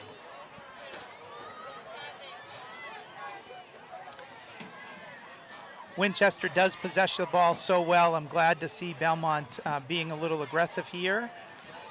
But Winchester just moves it. Their defense communicates so well together, and now they send it up to Hannah Curtin, one of the strongest players in the state. She was free, poked away. Ball on the ground, refs let it go. Hannah takes the shot. Bridget Martin. Ball goes a little bit wide, perhaps helped by Bridget Martin. It'll be another corner kick from Winchester. Scary play there as they gave Hannah Curtin some space to take that shot, Brian. Living dangerously. They do such a nice job of on a counterattack. When they get the ball, they look to move quickly but possess. So 23 for Winchester. Whitney Crayer takes the corner kick. Bridget punches it wide. Looking for a shot here. High shot just over the goal. Dangerous attack by Winchester. Belmont will take it. They still have the 1-goal lead, Brian. Yes, survived that one. So I think we're going to see a lot of that in the final 23 minutes, 45 seconds. It'll be an exciting time if Belmont is able to keep a donut on the scoreboard or to send one of their forwards in. We're going to expect the ball to be in Belmont's half here. Belmont content to play a little bit more defensively and counterattack Winchester's offense. So we're going to have a sub here. Livia Zarzicki coming into the game. She made a great impact in the first half with her speed and her hustle. She's coming in over on the right midfield position, subbing out for Rachel November. Rachel's been having a great game so far. Yeah, she's really given some great minutes there. Rachel does have the speed to keep up, and she's been giving some great minutes here tonight. And Coach Graham going to the bench, trying to cycle people in, keeping people fresh. When you play defense for a long time, you can get tired, and you need to constantly be putting different people in, and Coach Graham is doing that tonight. Great run back by Jenna Thomas right there to break up the play. Jenna's playing an outstanding game as a junior on this team, certainly one of the leaders and more experienced players on the team. and she's just playing like it. Not only is she the goal scorer, but she keeps coming back. She looks a little bit hurt there on the sidelines there, Brian. Looks like a Charlie horse or something. But Winchester remains possession. Belmont kicks it out. We'll see if Jenna asks for a sub or Coach Paul Graham decides to sub her out. Winchester's throw in there, back into the 18-yard box. Belmont with a soft clear. We'll see if Nina can win this ball. Nina Mancazi, she can't. Dangerous play. Uh-oh. And Winchester shoots it wide. Miscommunication on the defensive end by Belmont. They survived it. You know, if Belmont is able to win this game, Winchester will look at what just happened and regret that. Yes. And one of the important things we talked about at the beginning, we were actually talking about it when Jenna Thomas put the ball in the net, is just making sure they're communicating effectively in the back. Jenna looks fine right now. That is good for Belmont. Olivia Zarzicki with the run. She almost passes it up to herself, trying to use her speed. And really, Belmont aggressively attacking Winchester despite being up 1-0. Right now, 11 for Winchester with a save on the sidelines. That's Maylee McMahon. Kiki Cristofori content to just kick it down to Winchester's goalie, Annie Costello, and regroup and catch a little breath. Winchester's very strong in the middle of the field, the way that they pass. If you can see, it's often like a triangle shape of passing. It comes in, then it goes back where somebody's looking at the play so that they can make a great pass. Nice move there by number 15, Allie Murphy. But again, Bridget Martin in the perfect spot. Probably 7 or 8 saves by Bridget. Right. And it was a great cutback move. You're not as concerned as someone, even though Jenna scored from, 30 yards out. Those are the things you'll live with. If someone puts in the net from 30 yards, you can live with it. If it's a miscommunication, that's going to be tough. Kiki Cristofori gets away with what I think she thought was a handball on that, but no harm, no foul, I guess. It looks like the ref is going to give. No, they're not. No. They're going to make it be a throw-in. So doesn't recognize what. So Kiki gets away with it. Good for her. Winchester with the switch across from right to left. Setting up their triangle attack. Number 10 has the ball in the middle of the field. Nice tackle by Marina. Surprised the refs let that go. Marina tries to hit the through ball to Nina. Doesn't. Well played by 21 for Winchester, Georgia Lawrence, one of their center backs. Now we have Hannah Curtin on the left instead of the right. She beats one of the Belmont defenders, 2. They take away the shot. Very smart, as she has a blistering shot. Great player. But really, you can hear the Belmont players communicating. Kiki's doing a great job back there.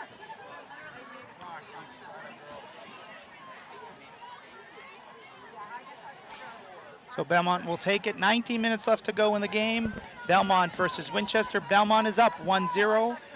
We're here with Belmont Media Center special coverage of Soccer Night in Belmont. Scot Landry, Brian Meringer on the commentary, Jeremy Meserve on the camera. We thank you for joining us, however you're watching, whether it's on the stream or one of the cable access channels from Comcast or Verizon. Thank you for being with us.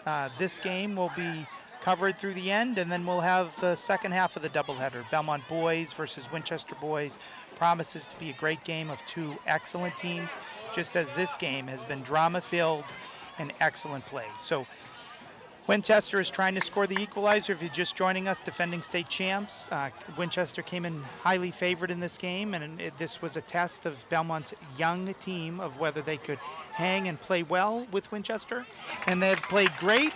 And then in the first minute of the second half, Jenna Thomas scored from about 25 yards out, beat the goalie over the top, and Belmont has been preserving that 1-0 lead since. And once again, they gave up another shot, but they're giving it from 25 yards out. So nice feed by Marina Corrales up to Jenna Thomas. We'll see if Jenna tries to take another shot. She tries to center it to Nina. Nina bodies it to 15. Sabrina Sauls with the shot. Nice shot, Belmont's second shot on goal. Nice save there by Annie Costello from Winchester. Sabrina really let it loose. She was ready to shoot that shot. Yeah, the moment's not too big. Even though Sabrina Sauls right is just here. a freshman. So Yep. Hannah Curtin almost Great, breaks in. great D. Nice clear by Ashley Green. Attacked the last year's Middlesex League MVP, Hannah Curtin. Ashley Green's had a phenomenal game in the back. Just under 17 minutes now. Number 8 for Winchester, Sophia Arnett with the ball. Passes in to the center to Hannah Curtin. Through ball there. Belmont's defense again up to the challenge. Great effort by Sabrina Sauls coming back from her midfield position to stop that attack and to win the ball. Shot by Winchester right at Bridget Martin. As you've been saying all game, Belmont will allow Bend, don't Winchester break. to shoot from 25, 30 yards out. Bridget's a great athlete back there with great hands, and Belmont will take its chances with those sorts of shots. I mean, you couldn't have had a better formula. You're playing kind of a bend don't break defense. You're allowing more shots, but you haven't really gave up anything that's too much. There hasn't been an incredible scoring opportunity for them in a while. They've gotten their shots from the outside, but they've done a great job of containing. So right now that's Allie Murphy, number 15 for Winchester, one of the stronger players in the Middlesex League and likely the state. Committed as a junior to go to Princeton. But Belmont is doing a nice job on that side, trying to shut her down. Sophia Hospodar has been marking her most of the game and keeping her in check. Jenna Thomas on that defense there for number 8 of Winchester, Sophia Arnett. We're going to have a couple of substitutes here. Bridget Gray, freshman, in for her second stint of the game, subbing for Nina Minikazi up top. And Winchester's number 13, Katie Degden, junior, gets a few-minute break here. I'm sure her coach is going to want his starter back in before the end of the game. So clear by Sophia Hospodar for Belmont, throwing again for Winchester. Very aggressive clear by Jenna. This is Bridget Gray taking her time, getting it back to Jenna. Wonderfully done by Bridget. Marina Corrales with a nice turn twice in the midfield, trying to send one of her teammates through. She looks for Bridget Gray, doesn't connect, but Jenna Thomas with another steal. Very aggressive using her body by Jenna. Nice one-on-one battle there, Brian. Yeah. Sophia Hospodar with another clear, leveraging her exceptional, well above average speed. When she's not playing soccer, she's running track for Belmont. Winchester within 30 yards now with a goal. It goes to the right side to Allie Murphy with the cutback, but again, nice Sophia Hospodar up to that challenge. We said at the beginning of the game, one of the things we were going to watch is the, young fullbacks for Belmont, how they'd match up against some of these Division I recruits, and they've done an exceptional job. Sophia's had a great game. She's got one of the best players on the league, and she's done a nice job of sticking with her all night. So under 14 minutes here, Harris Field, Belmont versus Winchester. That play looked offside. Yeah, the refs saw it, but Winchester down, with 13 and change left in the game. It seems like they're going to play more aggressive, and I wouldn't be surprised if that's not the last time they get called offsides. They've been trying to move it up the field with several different passes, taking it 5 yards by 5 yards, and now it wouldn't surprise me if they try to play a little bit more over the top and have their forwards be more aggressive. I also think the officiating's been really good in this game. The official was right on the line to see that offsides call. So 23 there for Winchester. That is Whitney Crayer, one of the senior co-captains, making the rush.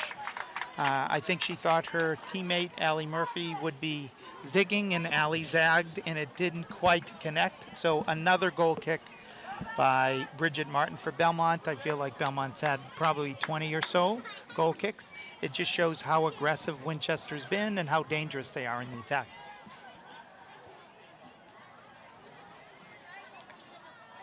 So Winchester wins the ball, about 40 yards from the goal.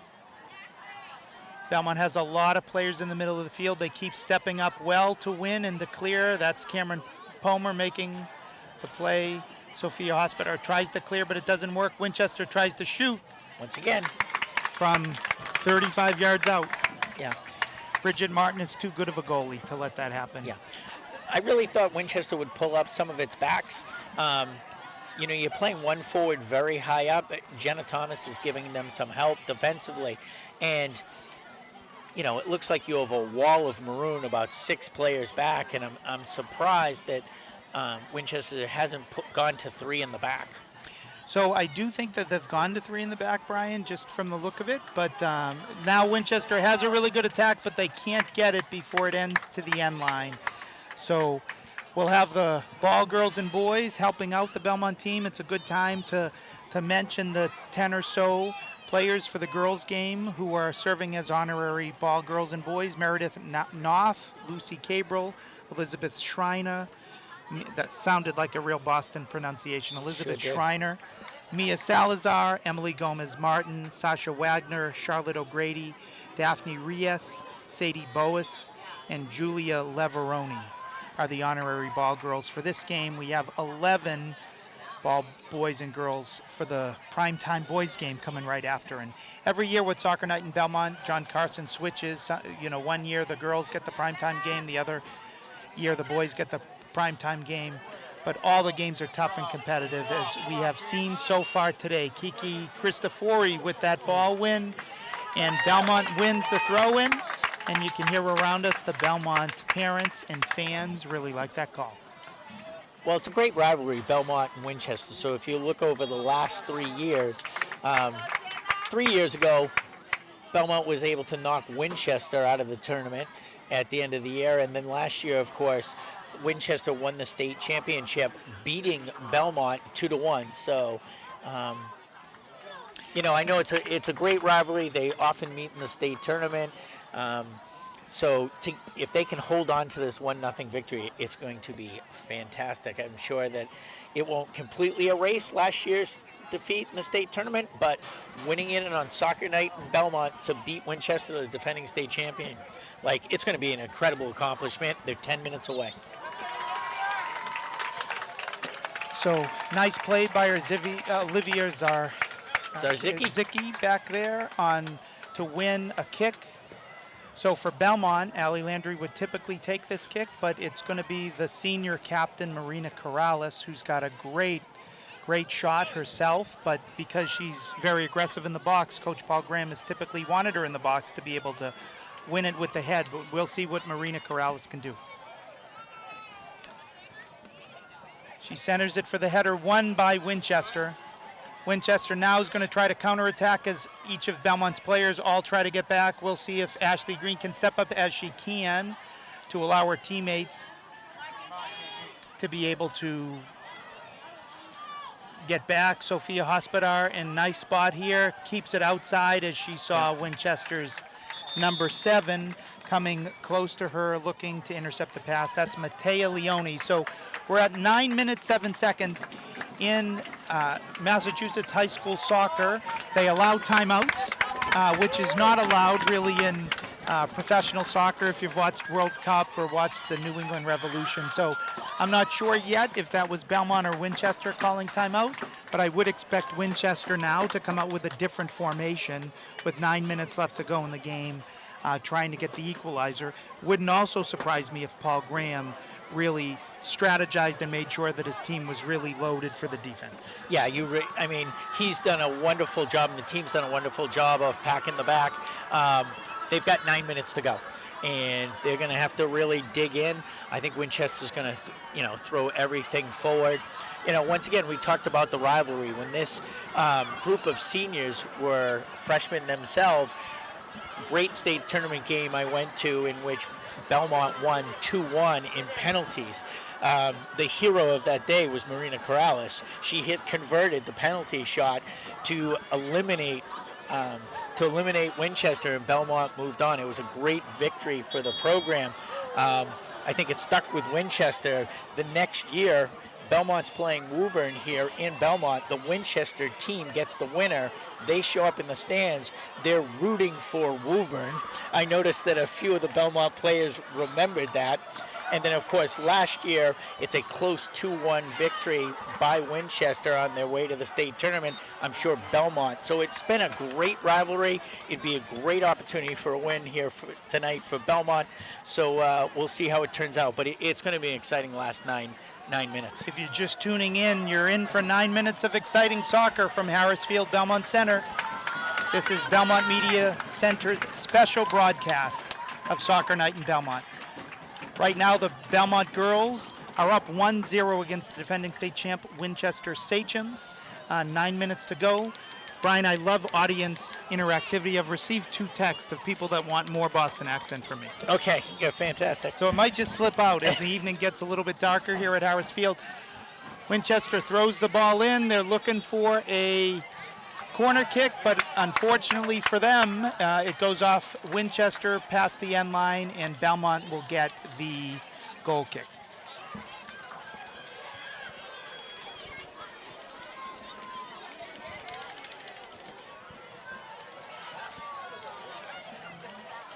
So under 9 minutes now, Winchester now 3 in the back, moving their forwards up. If you look at the field, Belmont has 10 players playing in defensive position. Their most advanced forward is at their own 30-yard line or 40 yards from the goal. So Belmont even more defensive, Brian. Yeah, as they should be, as they should be. So strategy has worked all night. As a coach, you want to play more defensively, but what are you telling your team? Are you telling your team to clear the ball as much as possible? When Belmont wins the possession, what would you want them to do with it? Yes, they can't play with it in the back. Like that's a play by Sophia. Once again, like you want to play it out. The only thing I would suggest is you might be telling your players to play the ball out wide instead of to the middle of the field because you're worried about the quick counterattack. But for the most part, you don't want to fool around with the ball in the box. It's got to be quickly out there.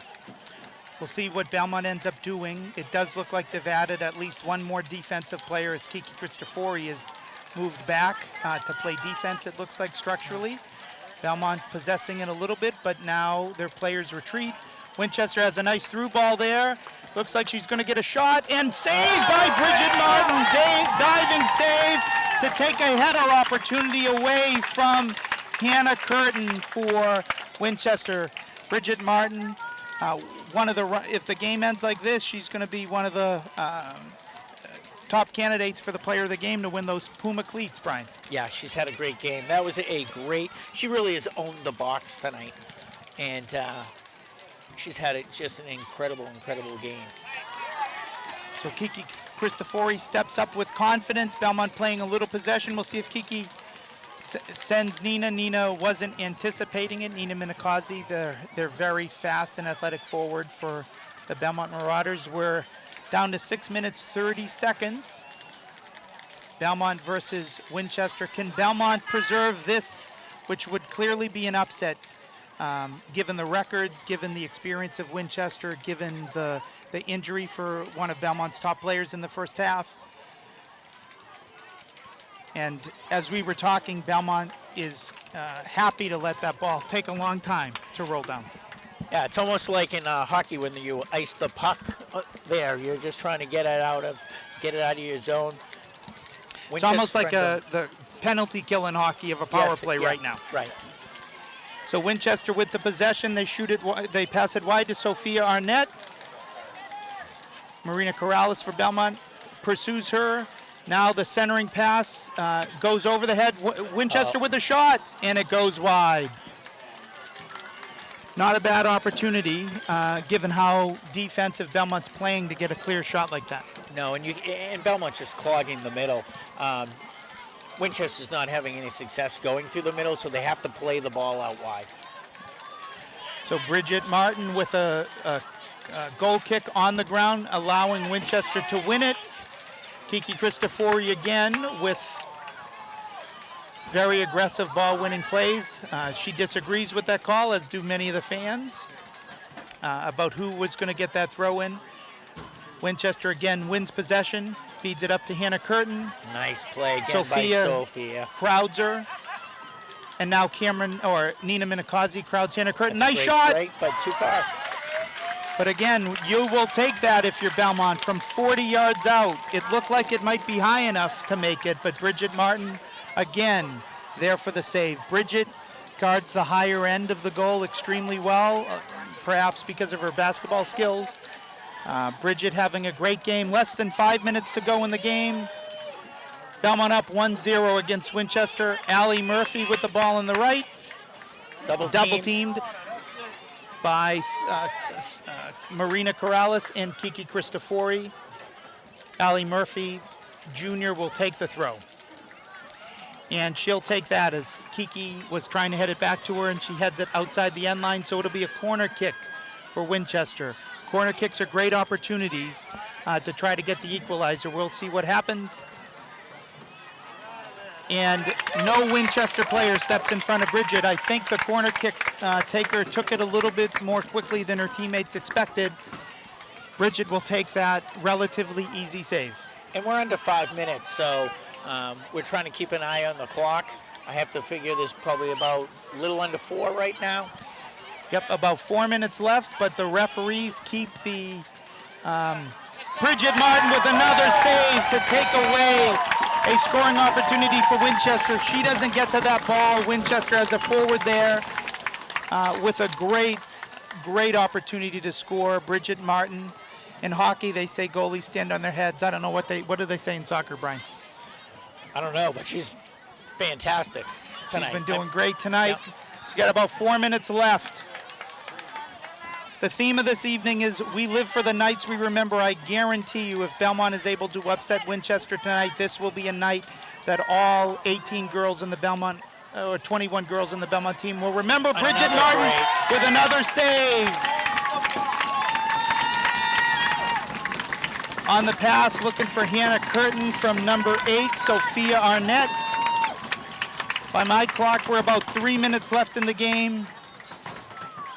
Belmont's going to do everything they can to keep clearing the ball.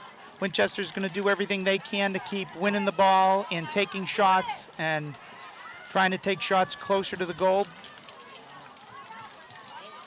Hannah Curtin with the move, with the shot, and she scores! Middlesex League MVP from last year, Hannah Curtin, showing why she won that award. She moves with her left, and she takes, as a righty, she takes her left foot. She beats Bridget Martin, top shelf, ties the game 1-1 with about 2.5 minutes left. You got to give Winchester credit, Brian. They've continued to keep it on. We'll see now. Does Belmont open it up? Do they change their philosophy to go for the win, or are they going to be content to play for the tie? Right. Well, I think there's less than 2 minutes left. An incredible strike. I mean, that was an absolute rope. You know, that's why she's going to play Division I soccer. I thought Bridget was in the right position. It was just an incredible strike. So it looks like Belmont is calling a timeout here with somewhere around 2 minutes left to go in the game. I think what Coach Paul Graham is going to do, since he had his lineup centered so defensively, he has a decision to make. You know, his players are a little bit in shock. Paul's been coaching for over 40 years for Belmont Soccer, 20-something for the girls and over 20 as an assistant coach for the boys team.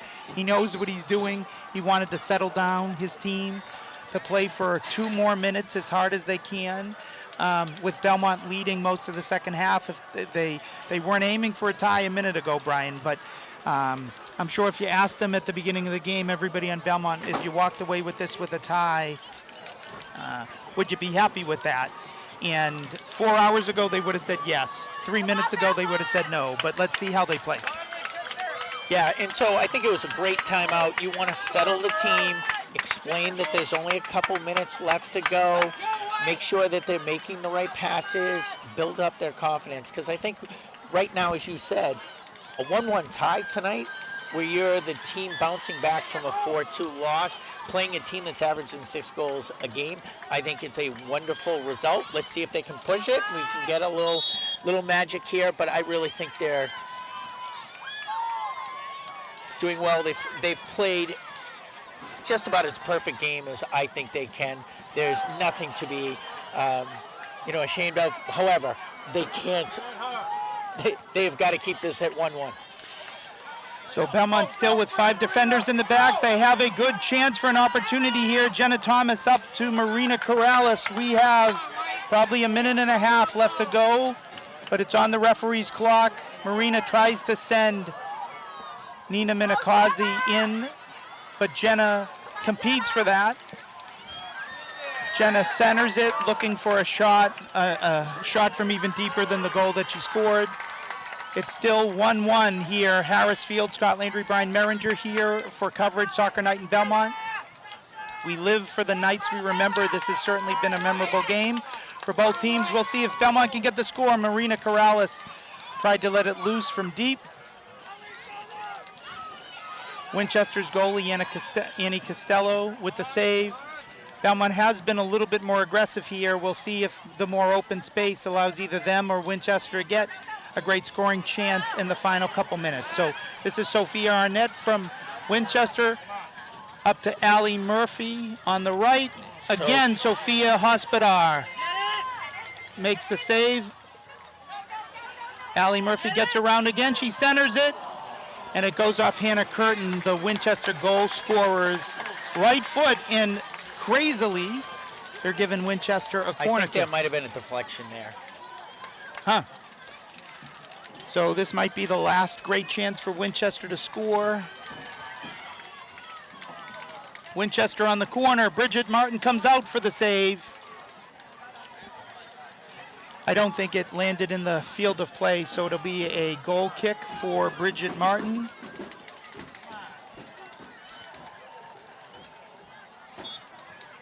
And I'm there's the hearing whistle. 3 whistles. So the final score from Harris Field, Belmont 1, Winchester 1 in the first of 2 games here for Soccer Night in Belmont. We live for the nights for remember. Brian, when you think about this game, if you're Paul Graham, what are you going to say to your team? I have to believe that he's extremely happy. His defense played so well, and unfortunately, your daughter, we don't know the extent of her injury. She's one of the most experienced people in the back, but you look tonight at an extremely young team going up against a state champ. You hold them to one goal. You had the line of defense that was just incredible. I thought the communication, I thought bend not break. I think this is a great leap forward, a great learning opportunity. And if you're Paul Graham tonight, I think you're extremely happy that your kids took a big jump up against a very, very good team. You saw some individual performances tonight that were outstanding as well. So I think you're extremely happy with tonight's performance. That Allie Landry got hurt is something obviously that's concerned. She does a nice job on the free kicks. She provides a lot of depth and leadership. So that is unfortunately the one thing that he will be looking at and hoping that it's not something that's major. But I really love the contribution of a lot of people off the bench. I thought like Olivia Zarzicki gave you some good minutes and gave you a little spark off the bench. So I think if you're Belmont soccer, the future is extremely bright, and I think you look at this as a great, great effort by a team, and hopefully this propels them on to the state tournament and also helps them on to a year from now and 2 years. So if you're Paul Graham, you got to be happy. If you're Winchester, I think the coach has to be happy that his team fought and played the full 80 minutes, and they were able to tie it up at the end. So this is going to be a tough call, a 1-1 tie, who they go with for the Puma player of the game. For me, we've been talking about 5 players all game. Sophia Hospodar, Bridget Martin, Marina Corrales, Jenna Thomas, Ashley Green. Any one of the 5 for Belmont could be the player of the game. For Winchester, lots of great performances, but certainly Hannah Curtin was dominant at times offensively. She did score that goal, that tying goal for Winchester. So we'll see. I guess the player of the game is going to be Hannah Curtin, who tied up the game for Winchester. She's going to win these special Puma cleats. Yeah, well deserved. I mean, incredible strike with a couple minutes left to go.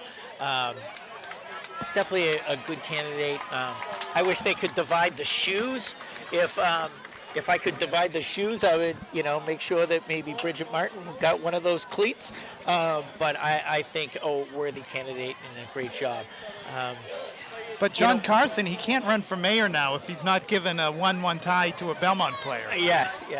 This is Scot Landry saying thank you for attending and watching our first of this 2 doubleheader games, Belmont versus Winchester. We'll be back in about 5 minutes.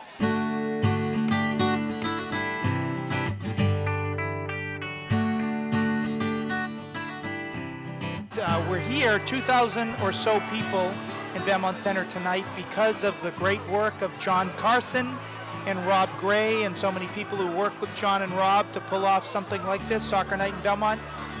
Pleased to be joined by John Carson himself right now. John, seeing this, the 4th annual Soccer Night in Belmont, tell us what the original vision was. This had never been done before in Belmont, but it took somebody to make it happen. You did, but you set a very clear vision for what you were hoping for. Yeah, thanks for having me as well. It's amazing. Exactly what you're seeing here at the halftime is exactly what we wanted it to be. Getting these youth soccer players out here feeling like, what is it going to be like when I'm going to be a high schooler? When the mascots, when they walk out onto that field with the high school players, you can just see them light up. Even the high school players themselves are really thrilled to be standing there with these little kids walking out on the field. But originally the vision was to try to bring the youth soccer players with our high school players into one place on a free night when it's all about soccer, nothing else, no fundraising, nothing else, all about soccer.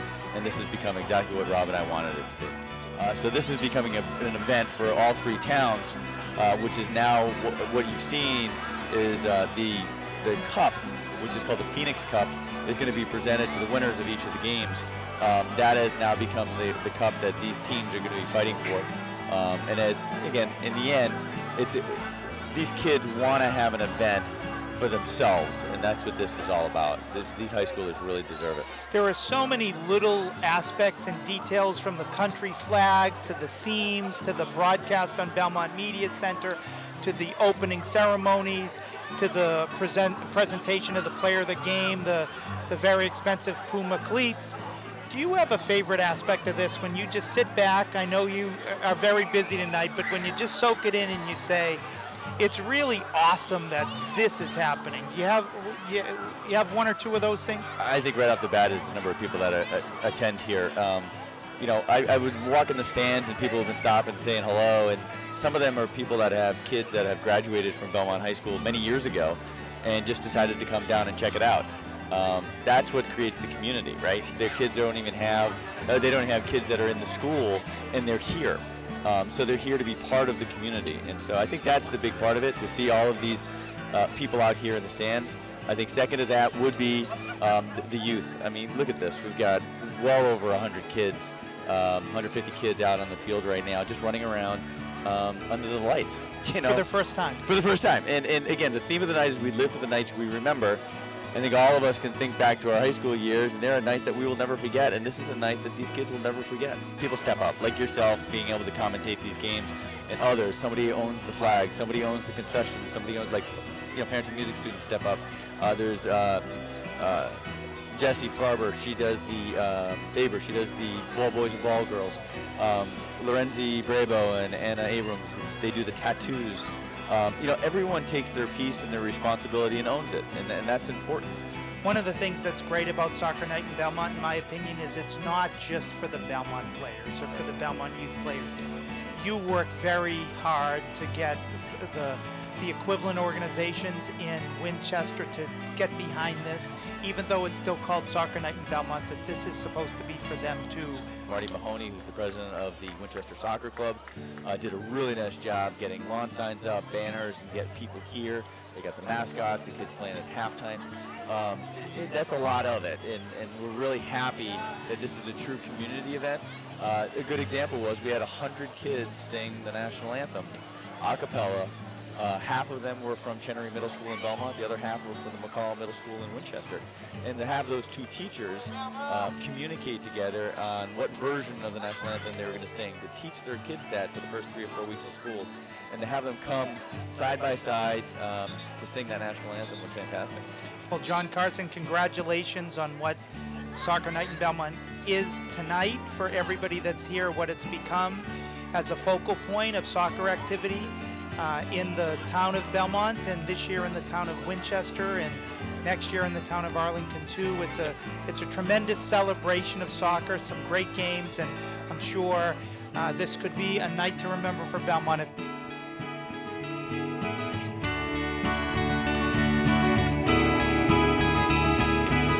So this is the 4th annual Soccer Night in Belmont. The Belmont Boys varsity team has always played great. They haven't always won, but they've played great on Soccer Night. We expect that to be true tonight. Let's take a look at Belmont's starting lineup in goal. Goalkeeper will be senior Finbar Rhodes. Across the defense, they're led by senior captain Aristo Haniotakis. Juniors Noah Myers-Heron, Mike Ciano, and Theo Cargier, we expect.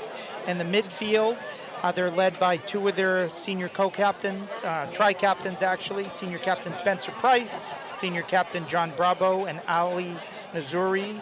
They man the center of the pitch. The forwards are senior Will Hurl, and he's plays center forward, and he's flanked by senior Gabe Tomaso and junior Will Kilavatitu. Now we'll pause, Mike, as the procession for the game begins, as Belmont and Winchester varsity soccer players enter the pitch with members of Belmont Second Soccer and Winchester Youth Soccer. Belmont's led by your son, Spencer Price, number 7.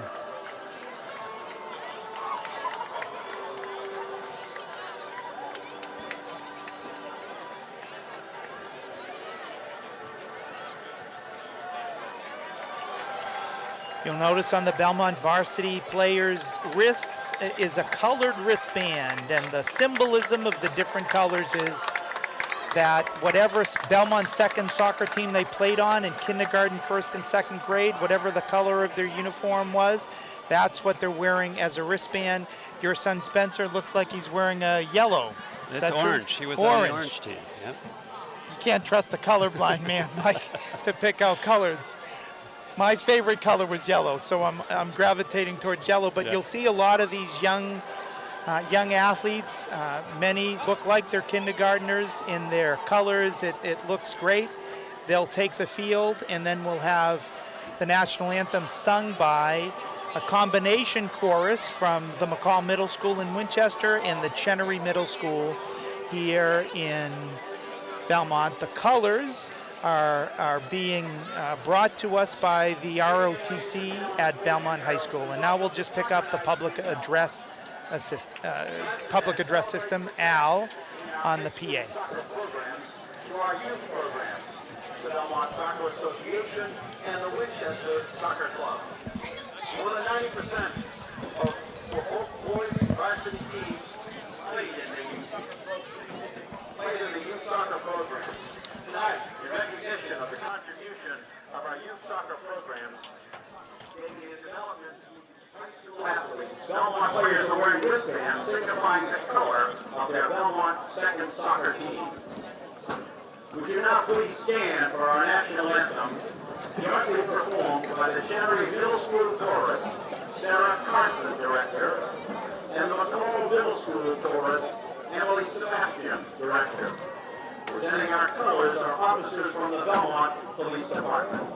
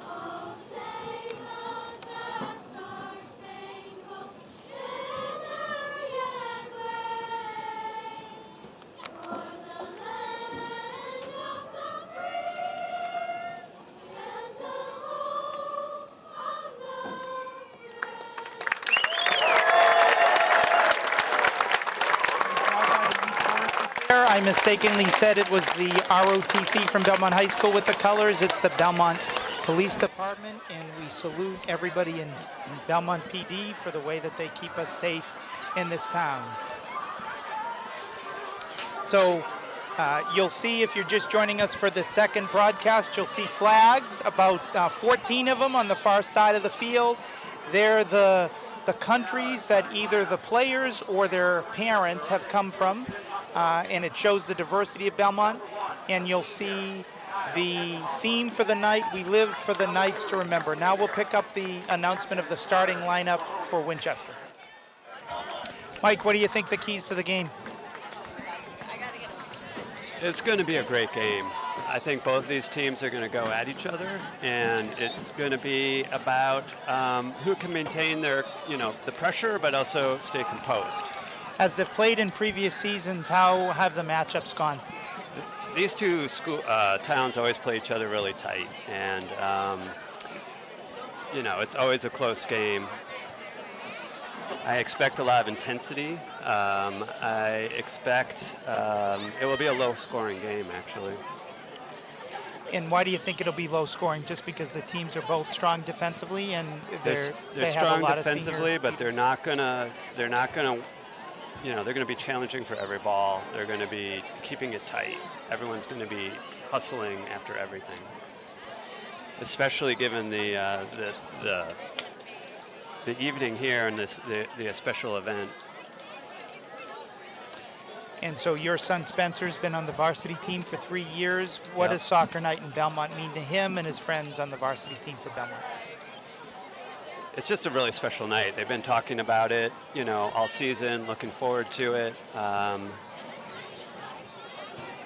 Again, it's about playing in front of the crowd. It's about having your friends and family here. And it just makes it special. It makes it an evening that they're going to remember.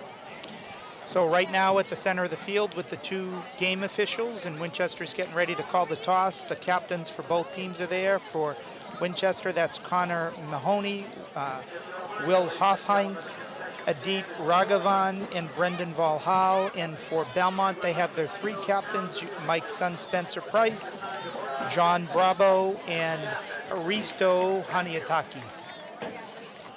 So the coin toss in soccer, when you have beautiful conditions like this, Mike, really doesn't matter. It determines who chooses which goal to defend and who gets the first kickoff. But it's not like possession in American football where you go down and you score necessarily. So a lot of symbolism and ceremony around that. But once the game gets going, both teams will have possession typically in the first 15, 20 seconds. Yep. So this is game 5 for Belmont. Typically, how many games does a team play before they qualify for the playoffs? Is it 15, 16? I think they play about 20 games in the season. Okay. And Belmont's team has qualified for the North Sectional Playoffs in Division II each year, as has Winchester. So there's always a possibility that they'll meet twice in the regular season, and then they'll meet again in the playoffs. So this is a deep rivalry. These kids have been playing against each other in Belmont soccer for years, against each other, and there've always been good games, and there are always good rivalries, and we expect that game today. So from the looks of it, Belmont will have the first possession of the ball, and John Bravo kicks it off.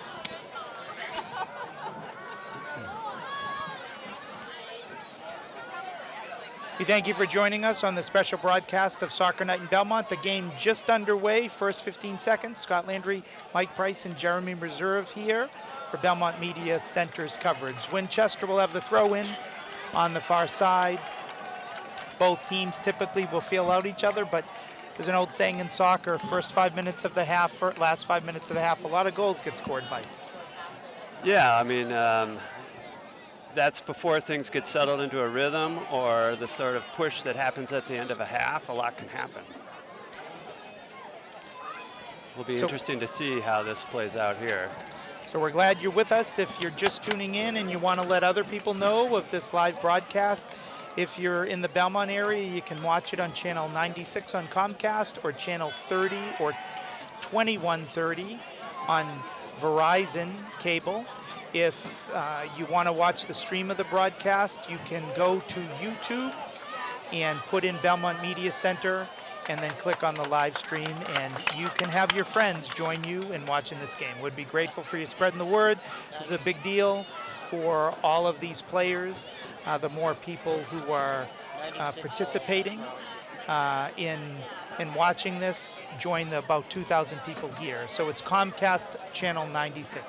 Throw in for Winchester. Wow. Nice attempt, just over Finbar Rhodes. I have never seen a goal like that. Mike, goal for Winchester on a crazy throw-in. That was a great play.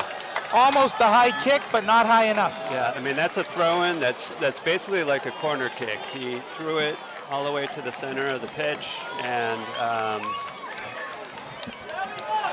brilliant back heel right over the goalie's head. So I'm not exactly sure if that was number 13, one of their center defenders, or number 24 for Winchester, who made that kick. I mean, the whole crowd here and many of the Belmont players are in shock. And I think Finbar Rhodes, the goalkeeper for Belmont, was a little bit in shock that it didn't go over the crossbar, but it went in the net. So 1-0 Winchester right off the start of the game. We were just talking about, Scott. The first 5 minutes of the half, things happen before people get settled in, and we'll see if Belmont can kind of get things. The early goal, they should be able to get things going again. There's plenty of time. So that's Will Hurl and John Bravo with the offensive attack. We'll see how Belmont responds to giving up that, freaky goal, but excellent play by Winchester. We'll see if we can get the goal scorer's name. This is Will Hurl trying to maneuver, tackled very hard there, but no foul, but it'll stay Belmont ball on the throw-in by Theo Cargier. They're calling offsides on Belmont as Winchester played that very well after the throw. They moved up their defense to catch Belmont by surprise. Winchester takes the free kick. One in the middle of the field by Ali Nazuri, and it goes all the way back to Winchester's goalkeeper. You just watched the girls' game. It was a great game, a 1-1 tie between Belmont and Winchester. Winchester girls team plays tremendous possession. Winchester's boys team is looking for the attack. It's their second strong run as Belmont clears it not only out of bounds, but out of the stadium. Into the construction site. Yes, one of the ceremonial and honorary ball girls and boys, and we'll get you their names shortly, brings in a substitute ball for Winchester to throw in. So Winchester, we're right back where we were at that first goal. We'll see if they can pull it off again. Another huge throw, same type of kick, but this time Will Hurl is there to defend it. That's a pretty devastating weapon when you can have a throw in from like that kind of distance right into the center. That's like a right corner into the danger area. Yep.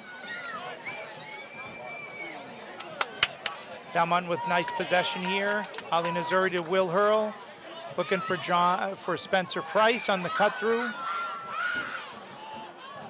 Nice left corner kick, and Belmont is beaten to the ball by Winchester goalie Nicky Menunos, who rolls it out to his right defender. So great game so far. We're almost 5 minutes in. Winchester is up 1-0, and we're going to be joined by a very special guest, Coach Paul Graham from the Belmont girls soccer team. We'll wait for Paul to get the headset on as the Winchester boys team prepares for its free kick.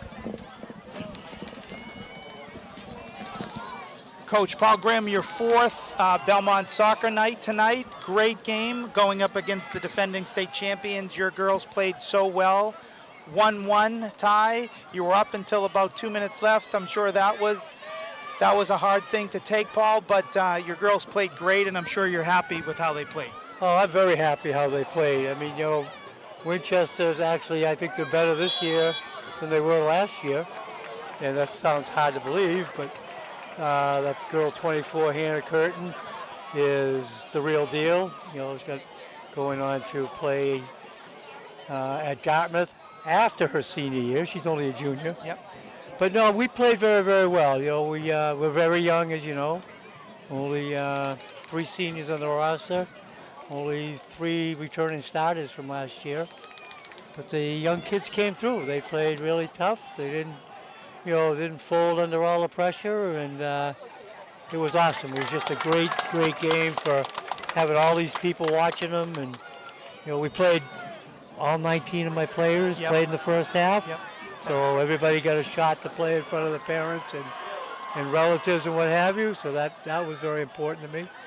Your subs played great. Your starters played great. Particular note, you knew you were going to go up against a team with tremendous offensive weapons. You added a defender in the game, and your defenders just played phenomenally. They played unbelievably well. I mean, it was a shame that Allie got banged up, but I put another sophomore out there, and it just went seamlessly. Yep. I was disappointed, obviously, with giving up that goal, but I was thrilled for the kids, for doing such a good job. And to kind of calibrate their efforts against one of the best teams in the state, if not the best team in the state, that you were within a couple of minutes of pulling off a big upset early in the season was a great tribute to your team. Winchester now is going to have a corner kick here. Winchester up 1-0 with just under 33 minutes to go in the first half here at Harris Field in Belmont. Scot Landry, Mike Price, and Jeremy Reserve here with our special guest, Coach Paul Graham, coach of the Belmont varsity girls soccer team. Belmont does a nice job of winning that and starting the counterattack. So, Coach Paul, you've been coaching the girls team for 20-something years. How many years? This is my 26th year with the girls. And over 300 wins as a coach of the girls team. Prior to that, you were working with the boys for another 20-plus years. Well, the Belmont High boys, 3 years. Okay. And I was in the youth. I was in the Belmont Soccer Association. John Ander Bravo on the break-in, and a nice save by Winchester's goalie, Nikki Menunos there, but that's Belmont's best attack of the night. So you started with the youth soccer here in Belmont when it wasn't 1,500 kids like it is today in Belmont Soccer Association, without getting 2,000 people for Belmont Soccer Night. As you have just seen the last 30 years of growth of soccer in this town, what does that mean to you? I've been coaching in Belmont since '76, if you can believe it, with the youth until I went to the high school, and it's grown so well. It's great to go by any of the fields every day and to see so many kids playing soccer, and it shows. All our kids have gone through the program, and they come up, and year after year, we're one of the top teams in the Middlesex League. We go deep into the playoffs every year, and it's Winchester and us battling all the time. So this is the second time we've played Winchester in the Belmont Soccer Night, and we beat them in the last 10 minutes the last time we played them. So. Another great opportunity for Belmont. John Ander Bravo, and he shoots, and it's just wide of the net. Great pass into the box. That indicates that Belmont is going to be very aggressive at trying to tie this game. Winchester's up 1-0 here at Harris Field with just about 30 minutes, 30 seconds left to go in the half. So, Paul, you've coached a lot of teams, senior-laden teams, teams with a big mix, or teams like this where you have only one senior starter, Marina Corrales, one of your captains, and it's a fairly young team. Do you have a preference? You love the art of coaching. Is it more satisfying sometimes when the younger players can almost shock the world like they did tonight? I agree with you. I've had some great teams over the past. We've gone to the state finals 8 times, but this team is special to be able to overcome the newness of it, and the kids I think are getting better and better, and I think today is going to go a long ways to prove to them that they can play with the best. Because Winchester is the best in Division II. And I talked to the girls after the game and told them how proud I was of them. And I said, this proves you can play with anybody in this state if you play your A game. There was controversy at the end of the game, Paul. It was a 1-1 tie. The player of the game picked by, I guess, John Carson and Rob Gray, the organizers of Soccer Night in Belmont, could have gone to people on either team. Brian Meringer and I were on this broadcast, and we listed at least 5 of your players who could have easily won the player of the game. And then they pick Hannah Curtin, wonderfully deserving player, last year's Middlesex Player of the League. She tied the game with a phenomenal shot at the end of the game. So certainly worthy, but I'm sure that there are some disappointed players on your team not walking away with those $300 cleats. Well, I agree. I mean, we had, Marina played a great game. Jenna Thomas played a great game. My goalie, Bridget, played a great game. She did. Kiki Cristofori, who marked Hannah Curtin most of the game, did a great job. I agree with you. But if somebody other than Belmont wins it, I agree that Hannah Curtin She should deserved it. She was dominant at times for Winchester. They're so dangerous every time that they get the ball. She had a lot of rushes, and Bridget Martin stuffed so many of her shots coming down the right side in the first half. And that then breakaway that Bridget stopped in the first half was key. It was. That was the key. If they scored there, I think we could have had a letdown, but that picked us up. And so Bridget could have very easily won that award. Yep. So Paul, when you look at Soccer Night in Belmont, do you have a favorite aspect of this other than hopefully seeing your team win each time? The favorite thing is to see all the children out here and the enthusiasm. Right now they're in the front row yelling, "Let's go Belmont." I mean, that's what it's all about. It's great to see. I don't know how many people are here. I don't think there's quite as many as last year. We had over 2,000 people. But I tell everybody in our league meetings about this, and the teams that have played have talked about it in the league meeting, how this is so important. The referee that's out in the boys' game tonight, I talked to her. She did the Babson game today. I went over to see Morgan Krause play, and she couldn't wait to get here because she knew what a great event it was going to be. So it's known throughout the state. And many other towns are looking to copy what we do here in Belmont. Soccer Night in Belmont. Thanks for joining us for this special broadcast at Belmont Media Center. There's a timeout on the field right now, and Coach Paul Graham, who just coached his girls varsity team at Belmont to a 1-1 tie against Winchester, is our special guest right now. So Paul, as you look forward into the season, we want to wish you luck. We want to thank you for everything you've done for soccer in this town. They honored Charlie Conroy at half, but perhaps you and Charlie have done as much for soccer, certainly since 1976 for you. Thanks for all you do for the players here in Belmont. Thanks for spending a few moments. Well, thank you very much for having me. Congratulations on a great game. Thank you. Let's hope the boys come through with something tonight. Right. Thank you. Paul Graham, coach of the girls team. Mike Price will rejoin the broadcast here. 27 minutes, 17 seconds left in the first half.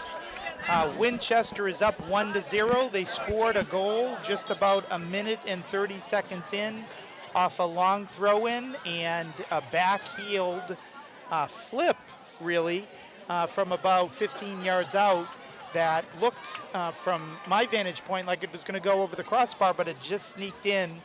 And I think everybody was shocked. I don't think that play has ever worked for Winchester exactly that way. And perfect. Winchester will take the 1-0 lead. But Belmont, since that point, has had more of the possession, Mike. They've had a couple of near goals by John Bravo there, and Belmont's looking pretty good despite the one goal. Yeah, I think they're getting back to playing their game, but it's a really even game. Both teams play a similar style. They're trying to build up the play and attack quickly.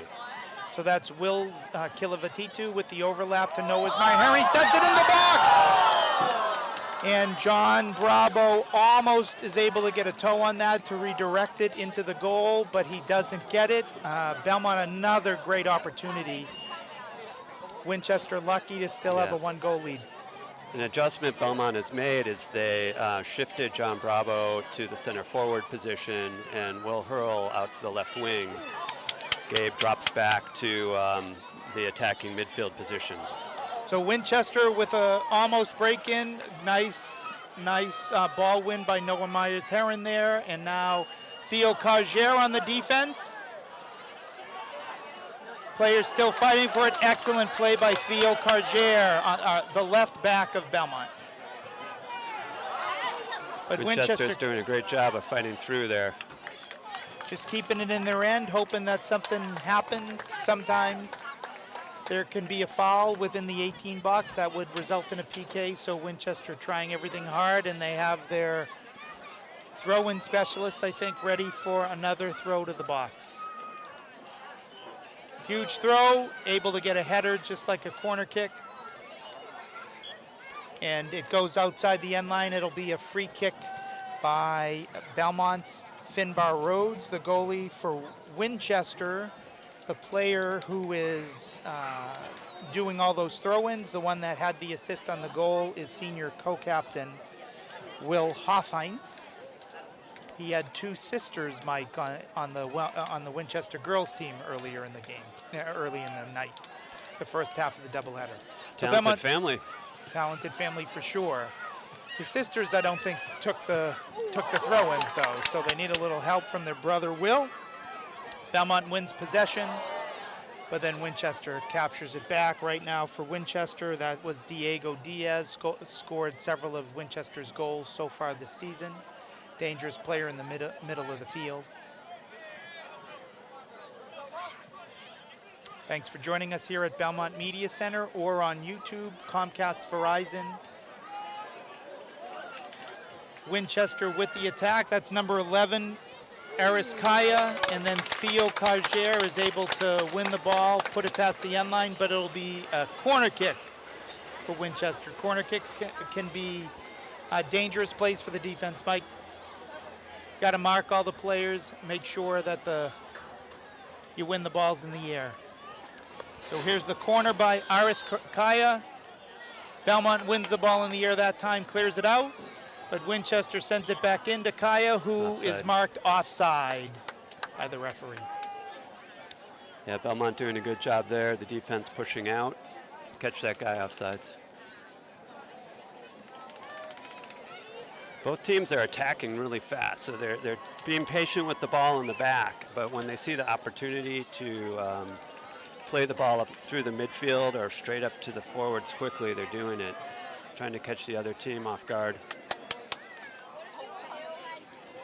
So a crowd in the middle of the field, and the width, both teams I think would have some space if they moved it a little bit more outside. There's a lot of space in the midfield. Yep, all the space is all the balls are being contested right now. So that's Aristo Chaniatakis to Theo Cargier, up to John Bravo, who passes Ali Nazori now, carrying the ball out to Will Kilavatitu on the right forward position. Will tries to make a move, he gets around his guy, good at scoring opportunity for Belmont, he centers it, they shoot, and it goes wide! Great scoring opportunity off the pass for Will Kilavatitu. Will did a great job of working the ball into the corner and around his defender, cutting the ball back.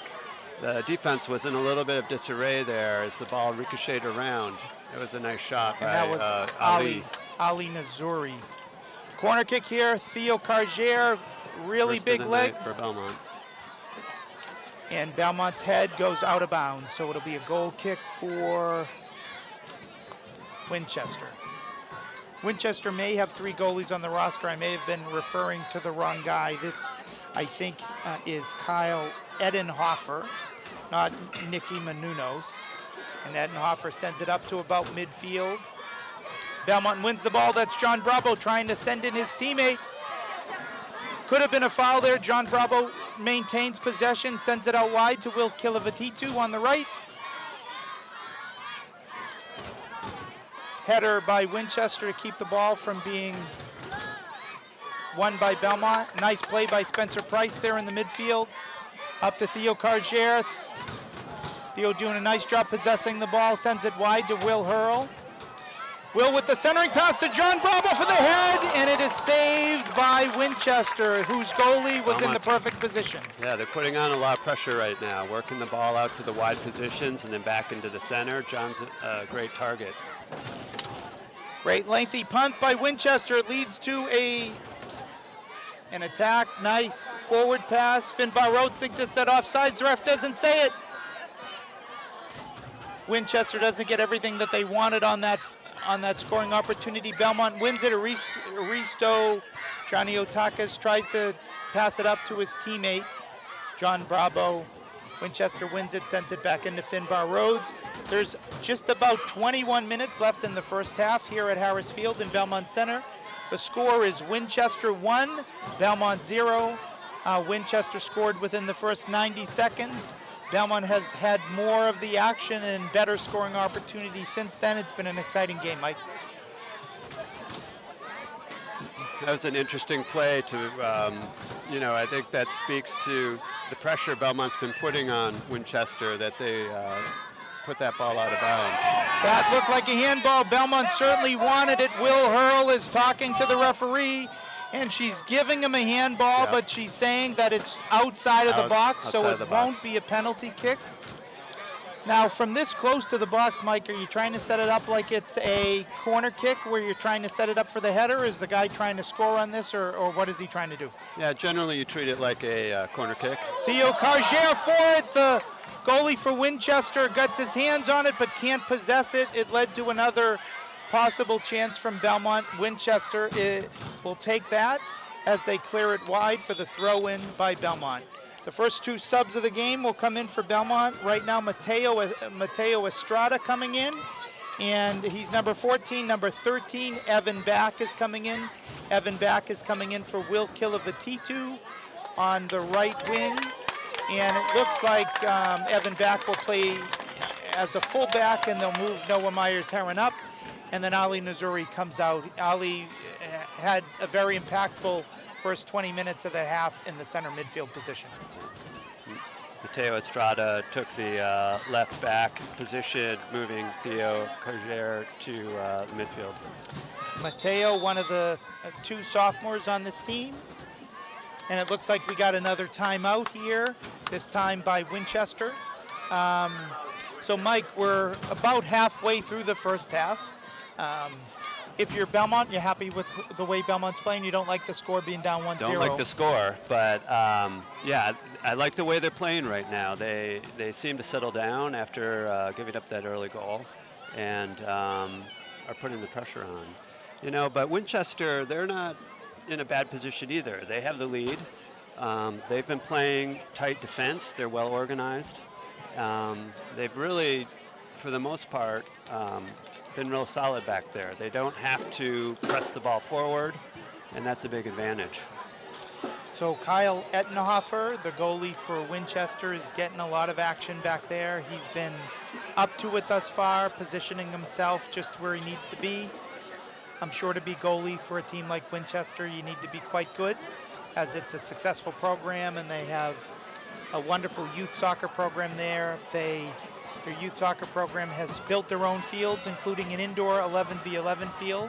Will make them a town of envy from almost every other community that loves soccer in eastern Massachusetts for sure. I don't know of another town association that has an indoor project, but they had that vision, at least a $7 million project to build a few turf fields and then that indoor facility. And the youth soccer players in Winchester and the club soccer players for the Sachems Soccer Club in Winchester will be benefiting for many years by that sense of vision.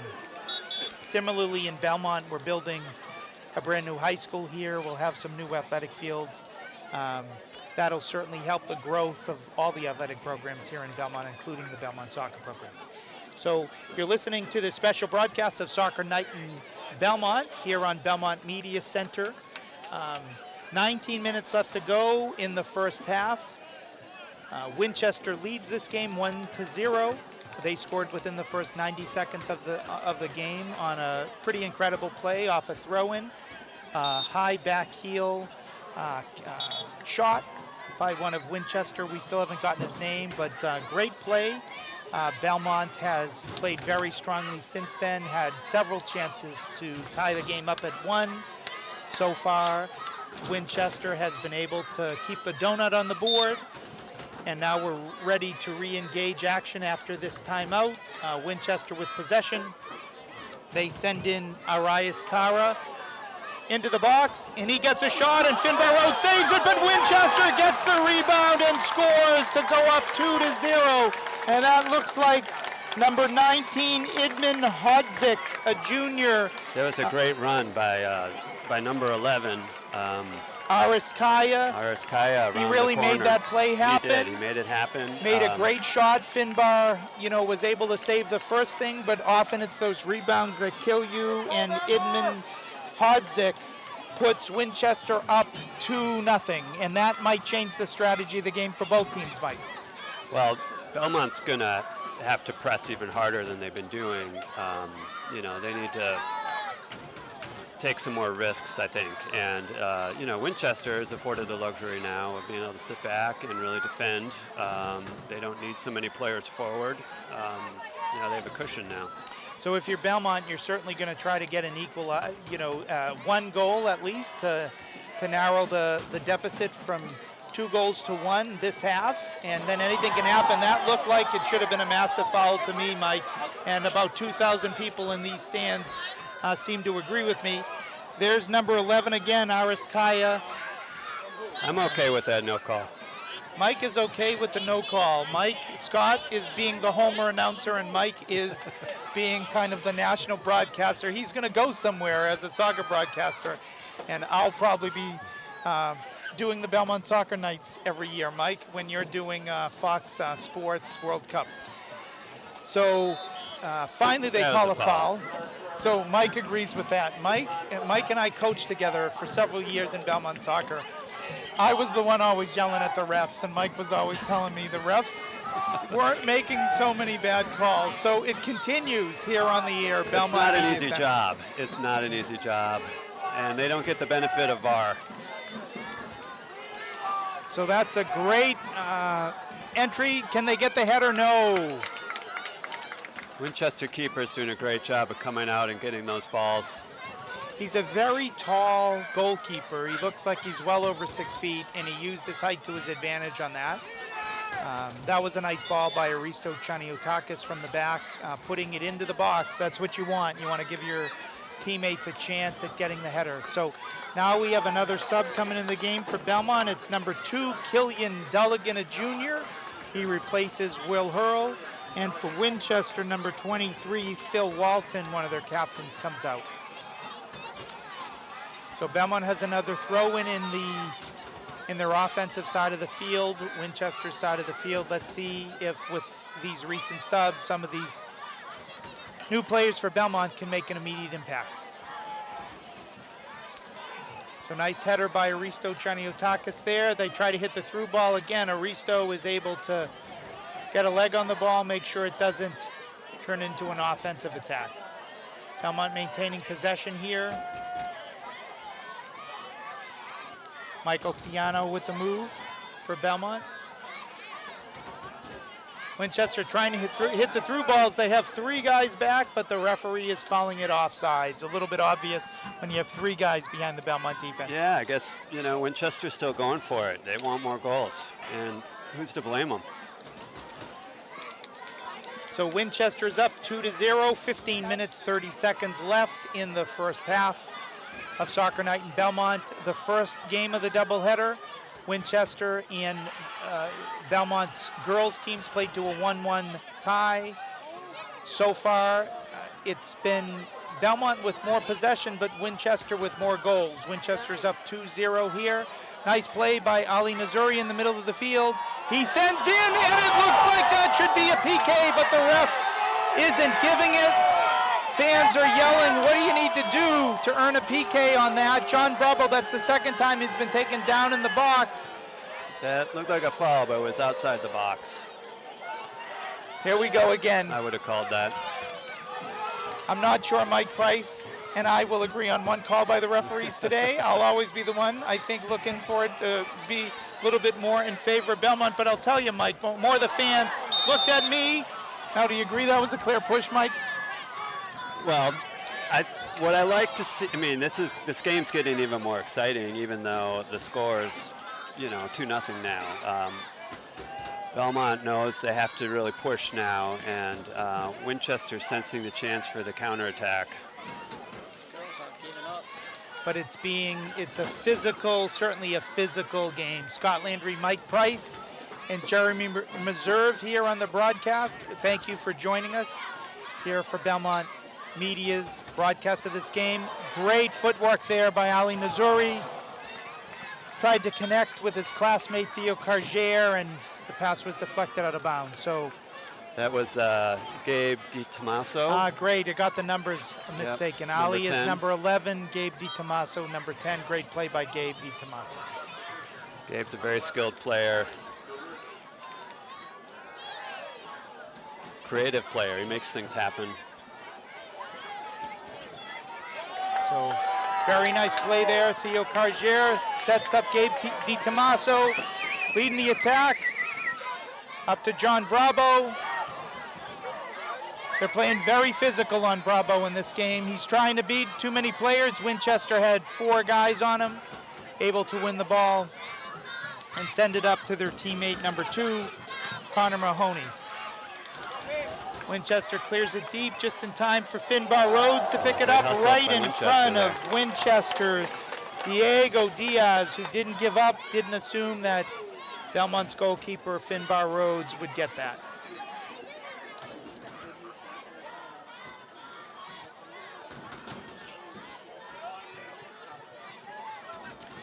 Nice attempt by Killian Dulligan there. Leads to a turnover. Now Theo Cargier with the ball. He sends it back to his teammate, Michael Ciano, who's going to play back to Belmont's goalkeeper, Finbar Rhodes. Sends it up to the middle. Ali Nazuri tries to connect with Spencer Price on the pass. Unsuccessful, but Ali wins it back. Now he sends it to Mateo Estrada in the right. A lot of back and forth possession here. Winchester now with a good attack. Couldn't quite execute the give and go there. I thought that they were looking for that, Mike. Yep.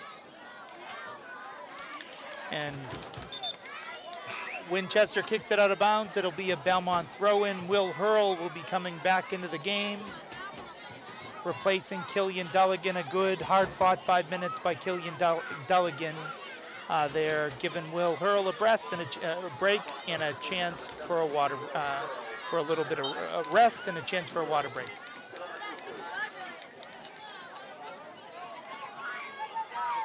So John Bravo wins it. Now it's going to be a foot race. John Ander Bravo versus number 14 for Winchester, who is Adit Raghavan. And this is going to lead to Belmont's second, I think, corner kick of the game. Theo Cargier moving up to take the corner kick. Theo's got a big leg, Mike. His kicks generally go past the far post. Is Belmont looking to get headers off of those, Mike?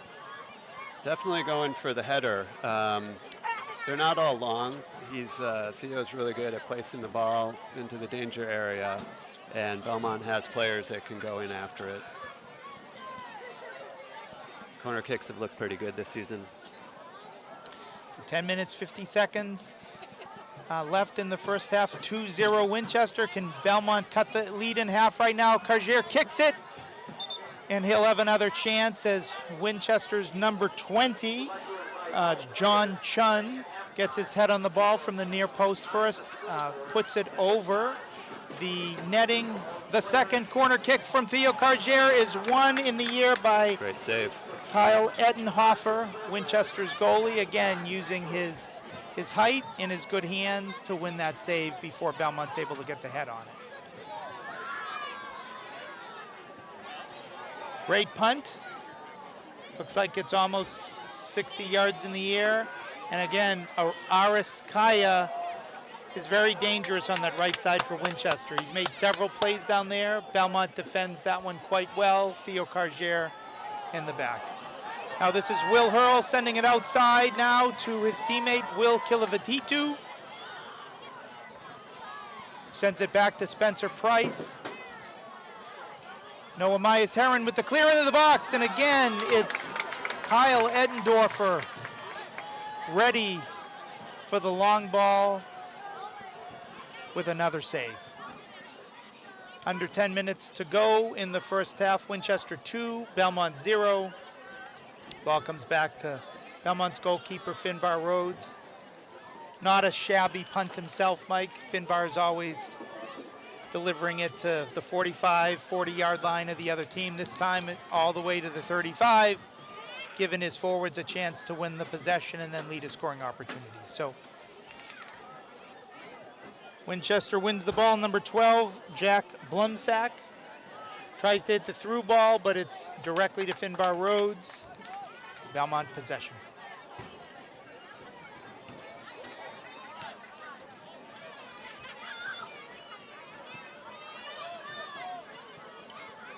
Will Hurl outworks his Winchester opponent to try to gain possession. Sets it up for Ali Nazuri, but Ali too close to the sideline, and it results in Winchester's possession.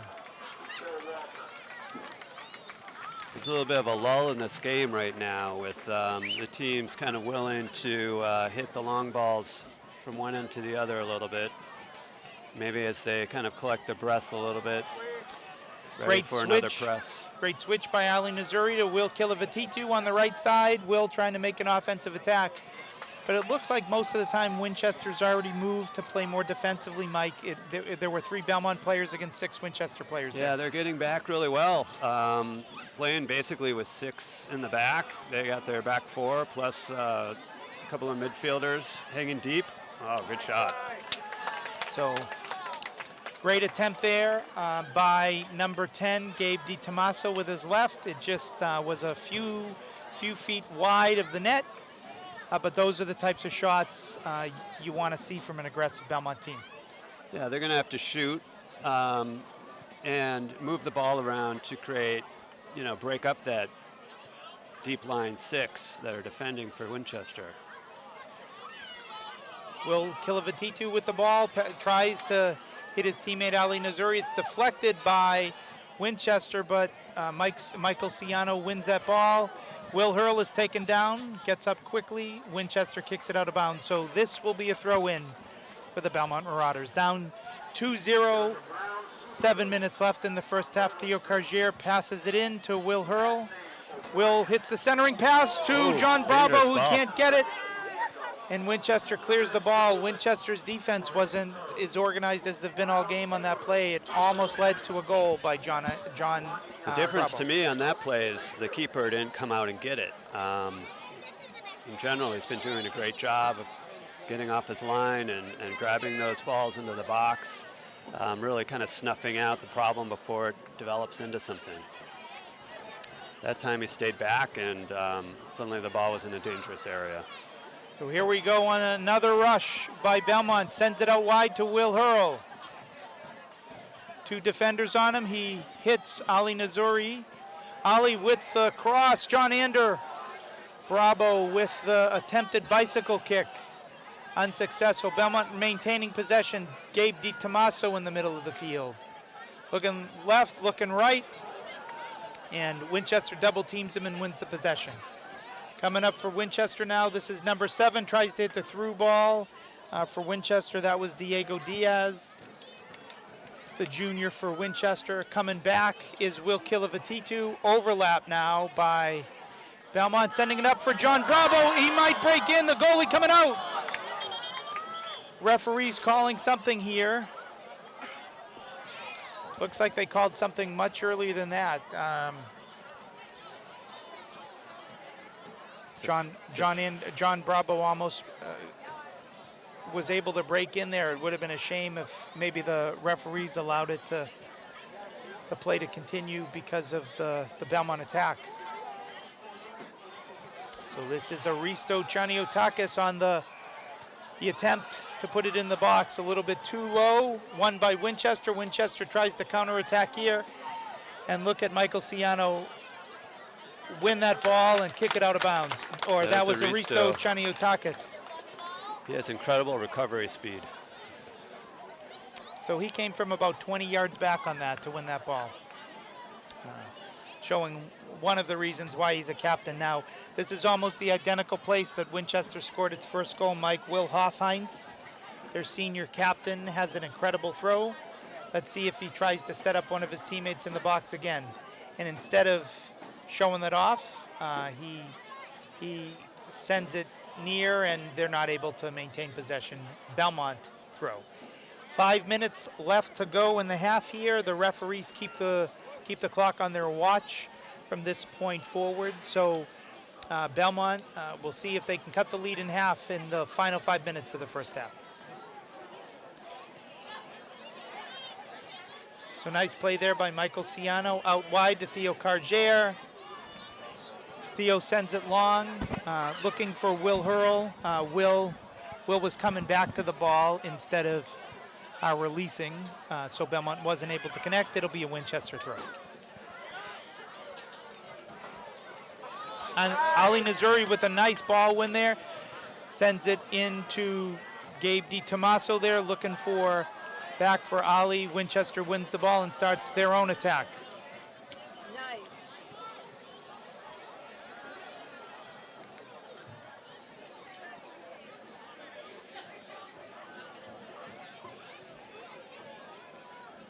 Winchester's been able to maintain possession the last 20 or so seconds. Now Belmont wins it back. That's a pass. Gabe DiTomaso looking for Will Kilavatitu, intercepted by Winchester.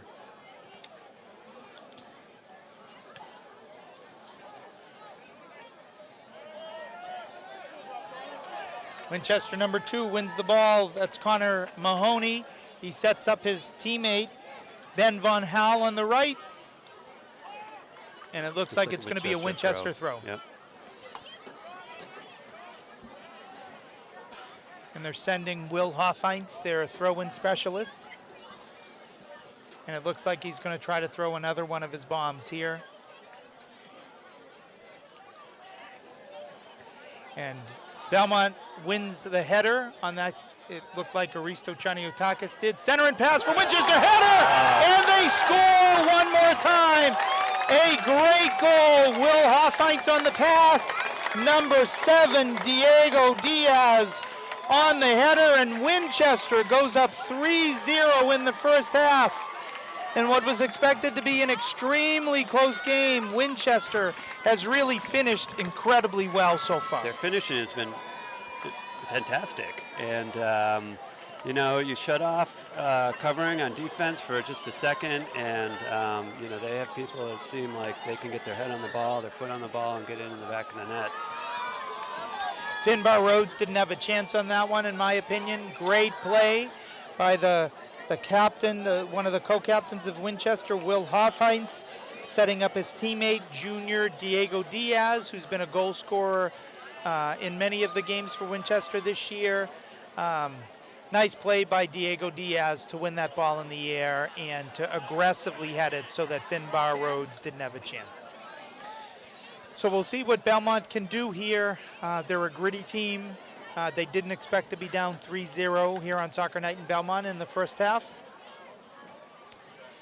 And they'll need to regroup, but it would be great going in the locker room if they're able to get one on the scoreboard before they have to go make a plan for the second half to mount a comeback here against the Winchester Sachems. Yeah, Winchester's in the driver's seat. You know, they have a game plan. They're sitting back, and they're taking those opportunities when they're there to counterattack. And, you know, really those throw-ins, the corner kick, off the set pieces, they're handling them very well, and they're always dangerous opportunities. So pass in by Gabe DiTomaso looking for John Ander Bravo. It is saved, or the pass is picked off by Kyle Ettenhofer, who's played an outstanding first half in goal for Winchester. You know, with the exception of those set pieces for Winchester, you know, Belmont's had more of the possession, in my opinion. It's been close, but Belmont getting some good scoring opportunities. Hopefully, Belmont just knows that they need to stop Winchester's attack, particularly on those headers in the box. Well, keep this doing team what they're can doing possess the offensively. ball. They have the skill, and in general, their build-up when they can possess the ball is very good. I think the risk here is that being down 3-0, you know, playing away from your strengths instead of sticking with them, trying to rush the ball a little bit, trying to make too much happen with each play, and you have to play hard, but you also have to play in control. So it looks like Belmont is going to be the recipient of a foul call. This is perhaps scoring opportunity, Mike. Who has typically been taking these shots from Belmont? Yeah, I mean, this is an interesting range. A little far to put it directly on goal. It's not impossible. So you're setting this up for one of your teammates heading, you know, just leading in toward the goalie? Is that what you'd... Yep, that's what I would expect. So Theo Cargier is going to take the kick here for Belmont. He's got 7 of his teammates looking to put it in the box. Theo shoots it, not chips it. He was going for top shelf. If Winchester's goalie wasn't that tall, Kyle Edenhofer with another save. Phenomenal half for Edenhofer. Phenomenal half for Will Hoffheinz with the throw-ins.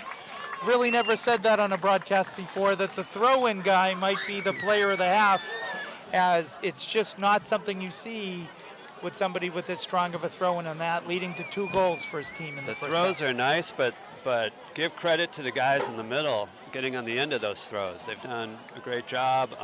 You know, that first scorpion kick goal, fantastic. You know, getting your head on the ball, always being ready to direct it on net makes a big difference. Belmont's a gritty team. They'll play, and they'll play their hearts out in the second half. We encourage you to stay tuned here. What you're going to watch on halftime as Mike and I take a little bit of a break here on Belmont Media Center is many, many youth soccer players playing under the lights, probably for the first time in their life. We'll probably have 100, 150, 200 players. That's what we had during the halftime of the girls' game, so this will be a treat. Keep the TV on, keep the web, the live stream going on your computers. And Mike Price and I, Scot Landry, will be back in about 5 minutes along with Jeremy Reserve. Thanks for watching the first half. Join us back for our commentary in about 10 minutes here on Belmont Media Channel.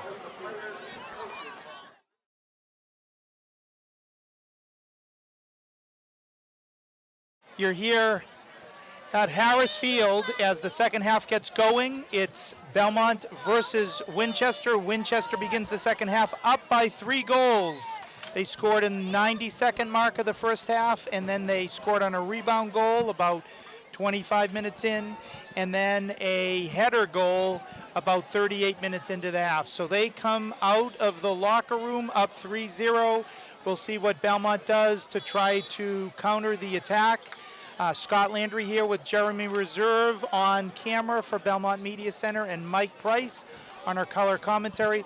Mike, Belmont starts with the same defensive formation. I was wondering, being down 3-0, if they would maybe go to 3 in the back, but at least Coach Brian Bichelia-Kane is starting with the normal 4 defender lineup. Yeah, I mean, he's been pretty consistent with that all season, you know, sticking with the plan.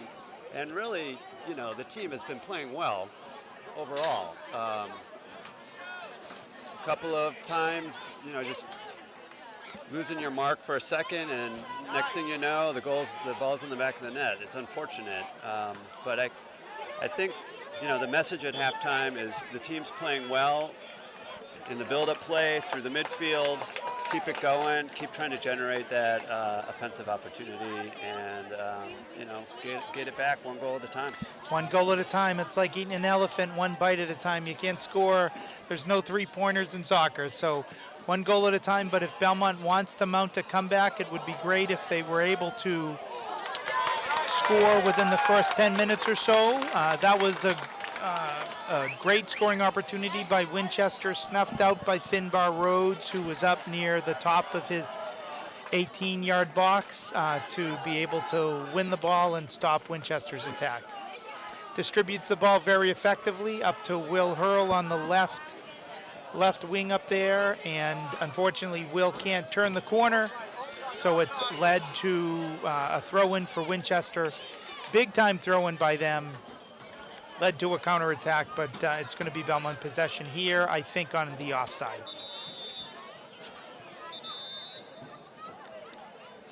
The referees are convening in the middle of the field. Something is off. You have any idea what the refs are talking about? Is it the official clock? No, I don't know.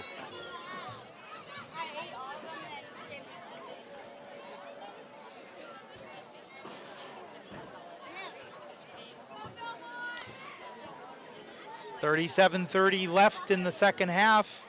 Winchester 3, Belmont 0 here at Harris Field in Belmont.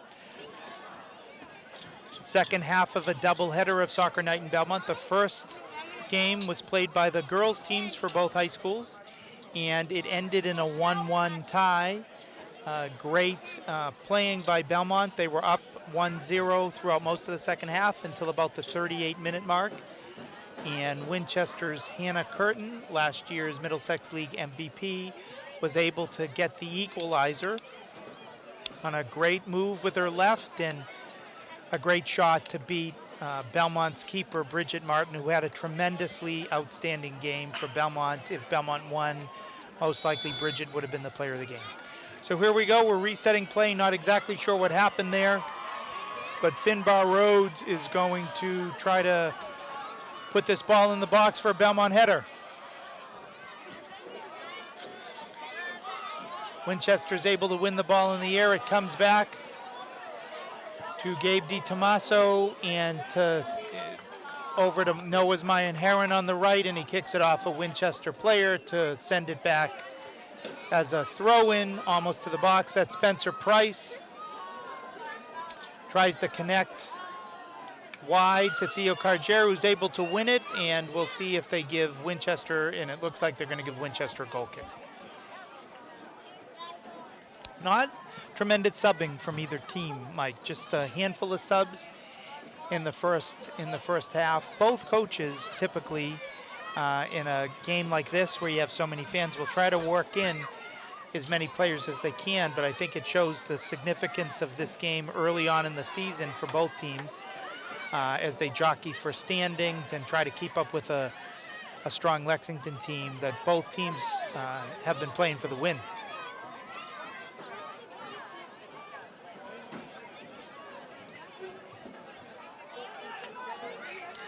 Scrappy play there in the midfield.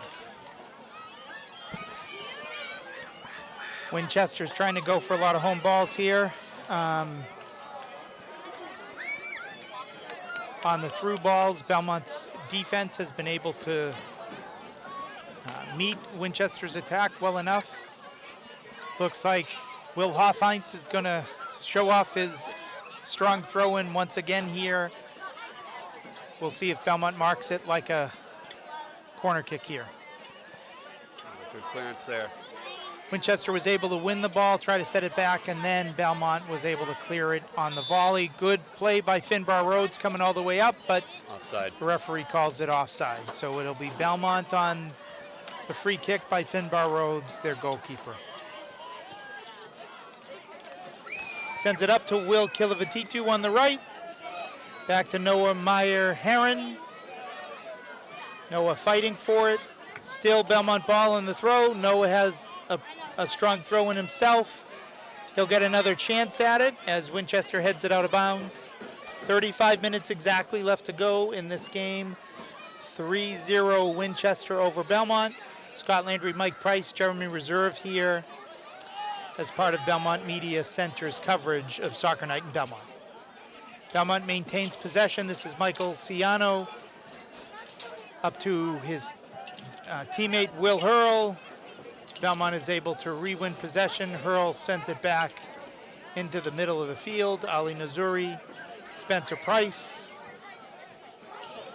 Will Kilovatitu on the right. He tried a fancy overlap pass to Noah Myers-Heron. Didn't work out, but Noah's going to attempt to throw it in to his teammate here, Gabe DiTomaso. Good fight there, but the battle won.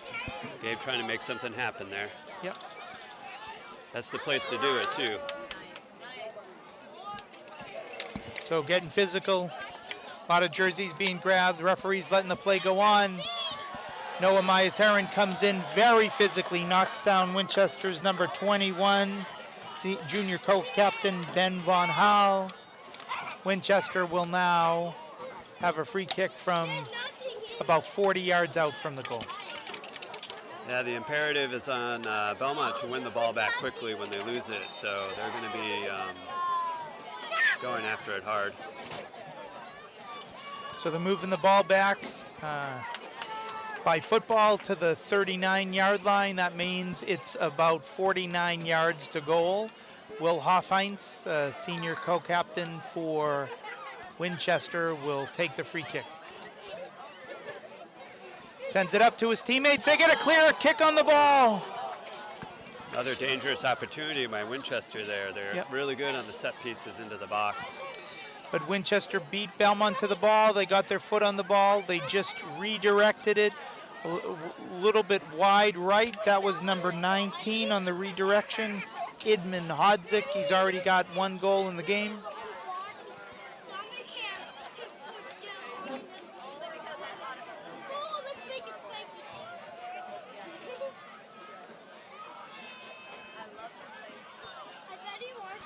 Battle for possession in the midfield. Belmont wins it out to Will Kilovatitu on the right. He thought John Ander Bravo would be moving left and making an attack, and John Bravo was looking right, so weren't able to connect on that one, but good idea. I think we need to hand it to Kyle Enhofer as well in goal for Winchester. He's done a fantastic job of owning the box.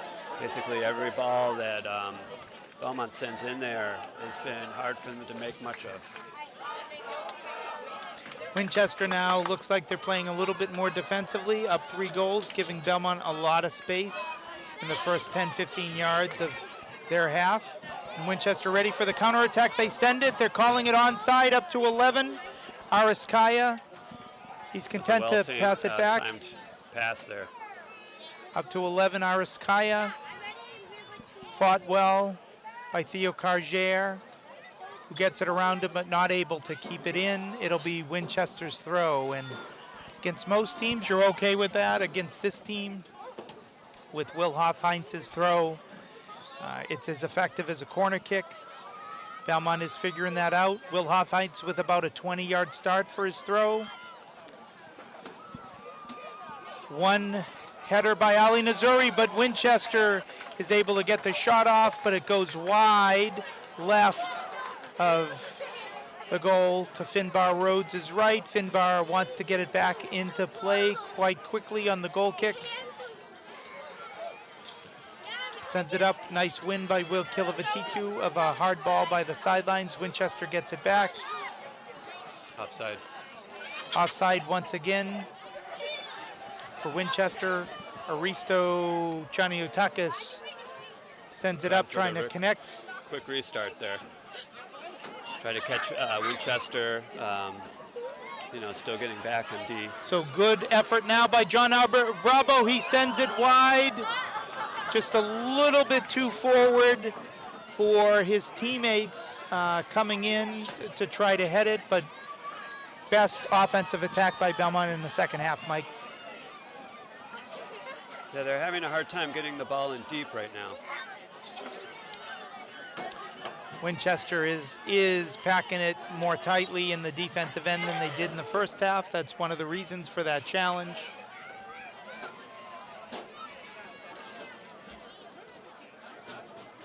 Theo Cargier with the free kick now for Belmont. Trying to send it into the box. He connects with Will Kilovatitu on the edge of the box on the right. Will's trying to turn, beat his man. Taking it back out wide, handing some possession back to Aristotelis, Chaniotakis. Belmont gives up possession to Winchester. They hit the through ball, but Noah Myers-Heron is able to fight number 19, Idman Hozik, back for the ball. The foul. Yep. did a good job of getting back, but you can see Winchester is, as soon as they're winning the ball, they know Belmont's pressing forward, and there's going to be opportunity to catch them on the counterattack. So Finbar Rhodes, the goalkeeper, comes up Belmont has to 35 take yards that away gamble from now. his goal. Yep. That's Ali Nazuri trying to work his way through the midfield. Winchester trying to go over the top a lot. There's Ariskaya. He's played a great game. He wins possession on the right. Theo Cargier battling him every step of the way, and Cargier wins the ball back for Belmont. That's been a nice matchup the entire game, those two. And Belmont's defensive left corner. A lot of excitement here in the stands as they're throwing, I think, Belmont Soccer Night t-shirts. Hopefully they don't hit us in the head, I know Mike, what's going on. or block the camera. And Jeremy's good work here. It looks like Belmont made that rush, and it'll be a corner kick for Belmont. Theo Cargier coming up to take that for Belmont. We'll see if they can cut the 3-goal deficit to 2, 27 minutes, 50 seconds left to go here in the second half. Winchester 3, Belmont 0. Thank you for being with us here on Belmont Media Center. Corner kick goes in. Belmont's able to win it, the header, but that name we've called many, many times this game, Kyle Ettenhofer, steps up again to take the ball out of the air and earn a save for Winchester.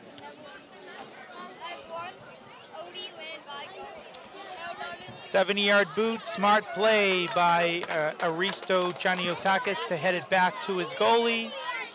That allows the goalie to use his hands on the back pass. If he passed it back with his feet, the goalie wouldn't be able to pick that ball up. He'd have to use his own feet. So nice play by Aristo on that.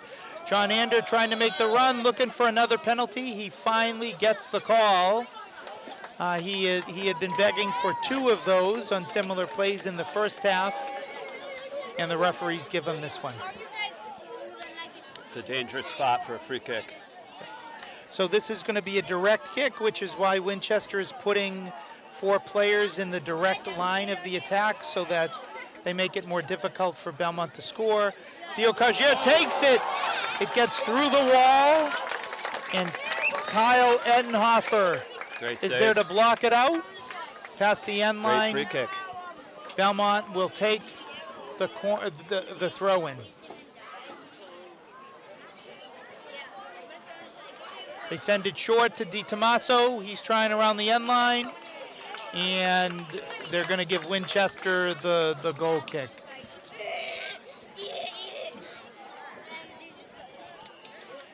Give Theo Cargier a couple more attempts at those. I bet he gets one in. Yep.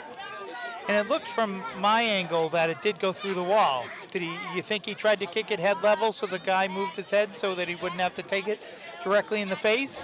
Because it seemed to surprise Ettenhofer at the angle that the ball was able to get through.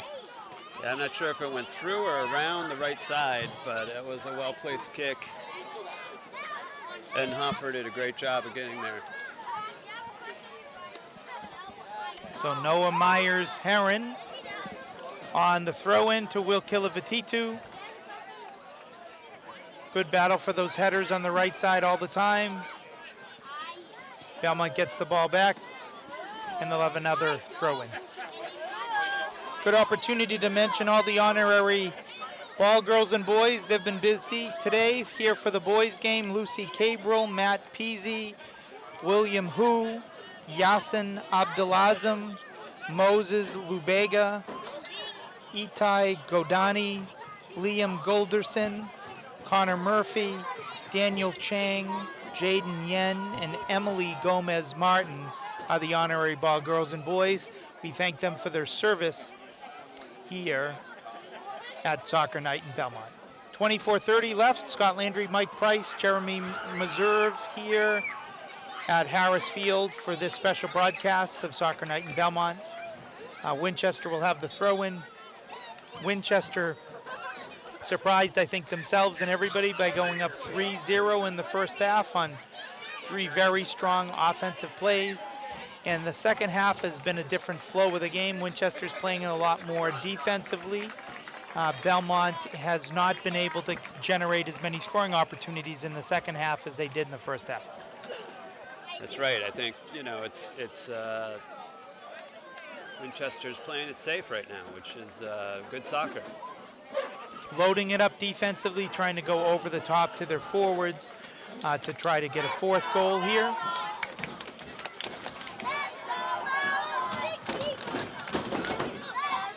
Despite the 3-0 score, the crowd size has stayed about the same as John Carson estimated.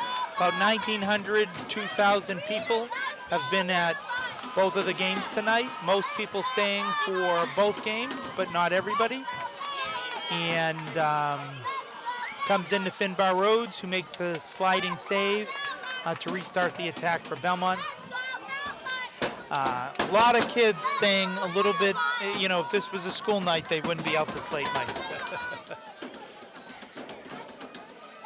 Nice header with the back of his head by Will Hurl. Isn't able to connect to his teammate. Referees are calling something offsides again for Winchester.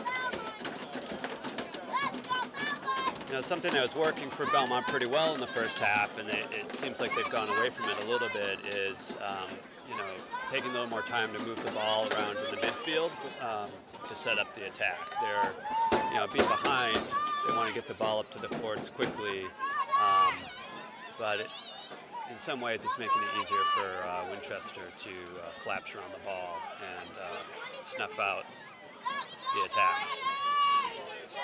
Belmont's playing a lot of long pass balls up to the forwards, connecting on some, but as Mike said, first half they were working the ball through the middle of the field very effectively. The long passes, There's a lot of space in the midfield right now. Now they're working a little bit. We'll see what they can do with it. So Will Hurl, Theo Cargier on that left side. Working hard. It looks like it's going to be Belmont's throw. Cargier will throw it in. Coming into the game for the first time for Belmont is number 18, Anthony Docon. Looks like he's taking out Gabe DiTomaso, giving Gabe a short break. A little bit of rest, a little bit of water. Anthony's an exciting young player, sophomore, first year on the varsity team. Brings a lot of skill, a lot of knowledge of the game. And as he's been playing this season, has it mostly been in the central midfield, Mike? He's been playing in attacking positions, I think both centrally and on the wing. He's a creative player. So we'll see if he can be a spark for Belmont. Often you'll see one player comes in, he just changes up the pace a little bit and can lead to a different type of attack. That's Anthony Docon on the pass, and he carries it in for the shot. Ali Nazuri with a blocked shot there. That was a nice combination of Belmont. That's the kind of thing that Anthony can bring to the team. And Ali Nazuri was trying to split the Winchester defense. He got 3/4 of the way there, but not 100%. And Winchester closed it down at the last minute. But great attack by Ali Nazuri. Nice turn by Noah Myers-Heron there. Great passing by Belmont up to John Ander Bravo. Tries to hit the through ball to Anthony Docon, and it doesn't connect.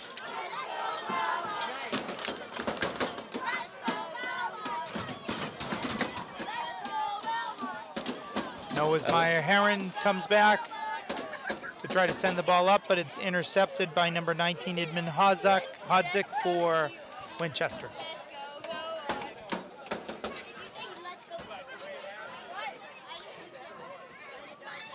I like the way Belmont's been playing the last few minutes.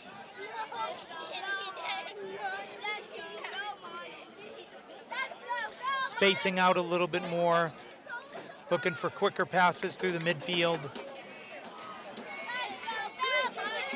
Up to John Bravo again.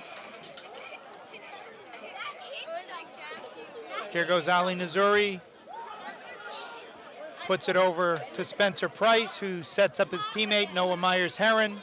He overlaps with Will Kilovatitu, back to Spencer Price. Good possession by Belmont. Sent into John Bravo, middle of the field. He sets up his teammate here, Michael Ciano. Michael with the shot, and it'll go wide of the goal.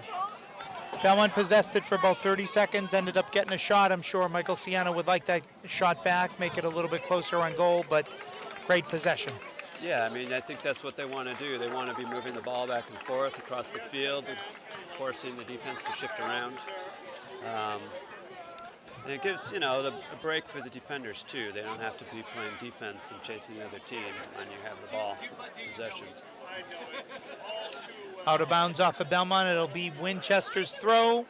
18:30 left in the second half. Winchester 3, Belmont 0 here at Soccer Night in Belmont. The theme of this evening is We Live for the Nights to Remember, and so far in this game, Winchester has had a few more memorable highlights, 3 excellent goals by them, 2 off of throw-ins from the side, and 1 off of a nice offensive attack saved by Finbar Rhodes, and then a rebound by Idman Hodzik from Winchester.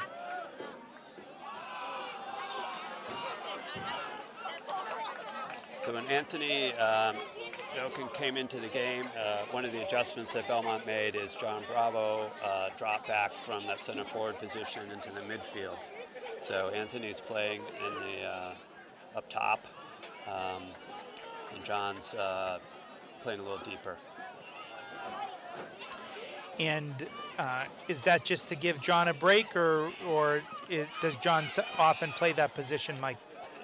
He often plays that position. It's I think the way they started with Will Hurl as the center forward, but John was in that position. Nice ball by Winchester. Good hustle back by Spencer Price, who's able to break up the attack so that Finbar Rhodes, it looked like make a save, but it looks like they called that offsides. So Finbar Rhodes with another goal kick. Finbar's had a lot of activity. Belmont moving the ball up. That's Anthony Dawkin over there, the sophomore. We're going to have some subs here. Will Kilovatitu coming out. Will has had a very busy second half. Gabe DiTomaso goes back into the middle of the field, moving John Bravo out to the left side, taking the spot that Will Kilovatitu had been off. Manning. Scot Landry, Mike Price, Jeremy Reserve here for Belmont Media Center's broadcast. Thanks for being with us on Comcast 96, Verizon 30, or Belmont Media Center's YouTube channel, or on Belmont Media Center's website. Thank you for being with us. For those of you who are here at the game and wanting to watch the recording of this game later, it'll be available on Belmont Media Center's website. Just look for BHS Sports once you get there. So another foul on Winchester. It'll be a free kick in an offensive zone. Do you think they'll try to score it from here, Mike, or do you think they'll set it up for a header for their teammates? They might go for it again. Either way, they've got to crash the front of the net. So Theo Cargier and is that Theo who's going to take that, Mike? Setting up for the header, and John Bravo heads it, but right into the hands. DiTomaso with the free kick, and John Bravo with the head. Great play by Belmont, but Kyle Edenhofer was ready for it. Great hands by Kyle. That was floated in there perfectly, and John is so good at getting on the other end of those long balls and those air balls.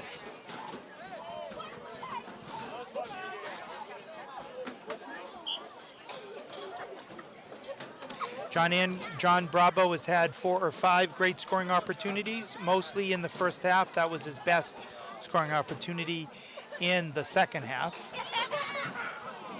Winchester now has an opportunity.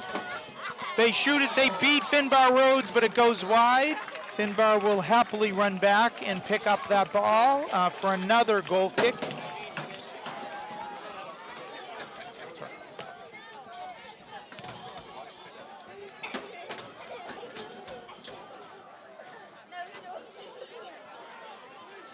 Nice little play there by Belmont. Looked like Gabe DiTomaso on that side.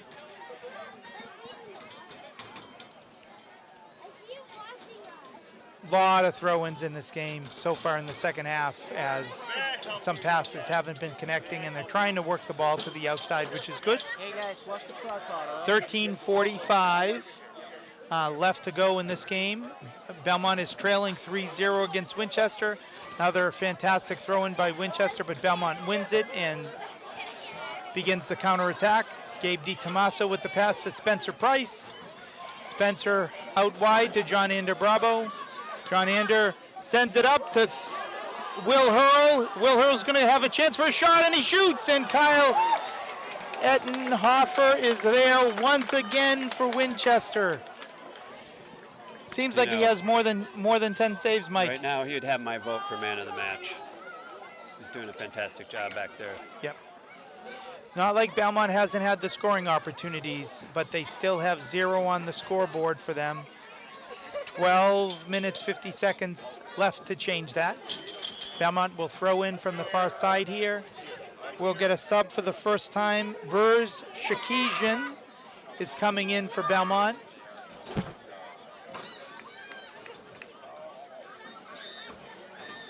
I believe Burge is a sophomore. Is that right, Mike? Burge is a junior. Burge is a junior. First year on the varsity team. So he's coming in for Anthony Dawkin. It seems that what Coach Brian Bishelia Kane is doing is trying to get his players all some time in this big night. He's rotating a lot of the folks who didn't have minutes in the first half in right now in the second half. Referee, I think, didn't see whose throw-in that was. Belmont opportunistically takes the ball, throws it in. And the ball gets kicked up into the stands by Aristo Chaniotakis. Unfortunately for the young players there, it's not a keepsake for them. They have to throw it back on the field. It isn't like Fenway Park. 11:40 left here. Scot Landry, Mike Price, Jeremy Reserve here at Harris Field, Belmont Center. Soccer night in Belmont, the second game of a doubleheader. Winchester tied the Belmont girls team in the first game in the final minute, but it was within the first 2 minutes of the second game that Winchester took the lead in the boys game, and that lead they've kept. Scoring second, and thank you, Rob Gray, just stopping by. Rob, one of the co-founders of Soccer Night in Belmont. Wouldn't be here without Rob's work with John Carson. Very grateful to be able to be here, and to Belmont Media Center for allowing folks who can't be here at Harris Field to also participate tonight. So John Ander with a few nice moves there. Sending it to his teammate Gabe Tomaso, comes back, and Theo Cargier is not able to keep it in on the far side. It'll be a throw-in for the Winchester Sachems. So we got 10 minutes, 30 seconds left. Mike, if you were on the sidelines, anything you'd be changing up for Belmont or Belmont, or let's start with Belmont. Anything you'd change for what Belmont's plan of attack is to try to get the first goal on the board? Well, I like the way they've been, moving the ball more recently in the game here, keeping the passes quick, trying to change up the point of attack. But I would bring more players forward now. I mean, it's time to, really try to press for that goal. In terms of Winchester, they're playing it really well. They're getting back. They're covering, and just looking for the opportunities when they come. They don't need to force anything.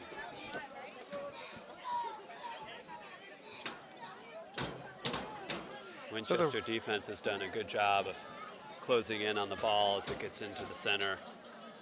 One of the referees just had a word for the Winchester coach, not exactly sure what that's all about. Noah Meyer Heron with the battle there against number 12 from Winchester, Jack Blumsack.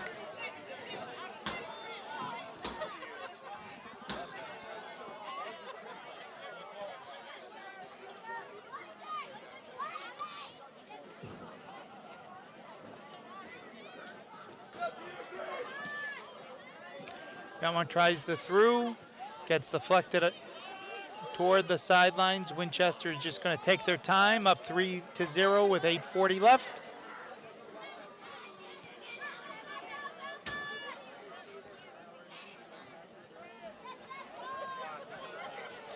As the ball goes out of bounds, we'd like to thank the sponsors of Soccer Night in Belmont, the Phoenix Landing Irish Pub on Mass Ave in Cambridge, the Rising Convivial Irish Gastro Pub at 1172 Cambridge Street in Cambridge, Champion Sporting Goods, 53 Leonard Street in Belmont Center, the Friends of Belmont Soccer, the organization that helps out providing warm-up uniforms and things like that for the Belmont varsity soccer players.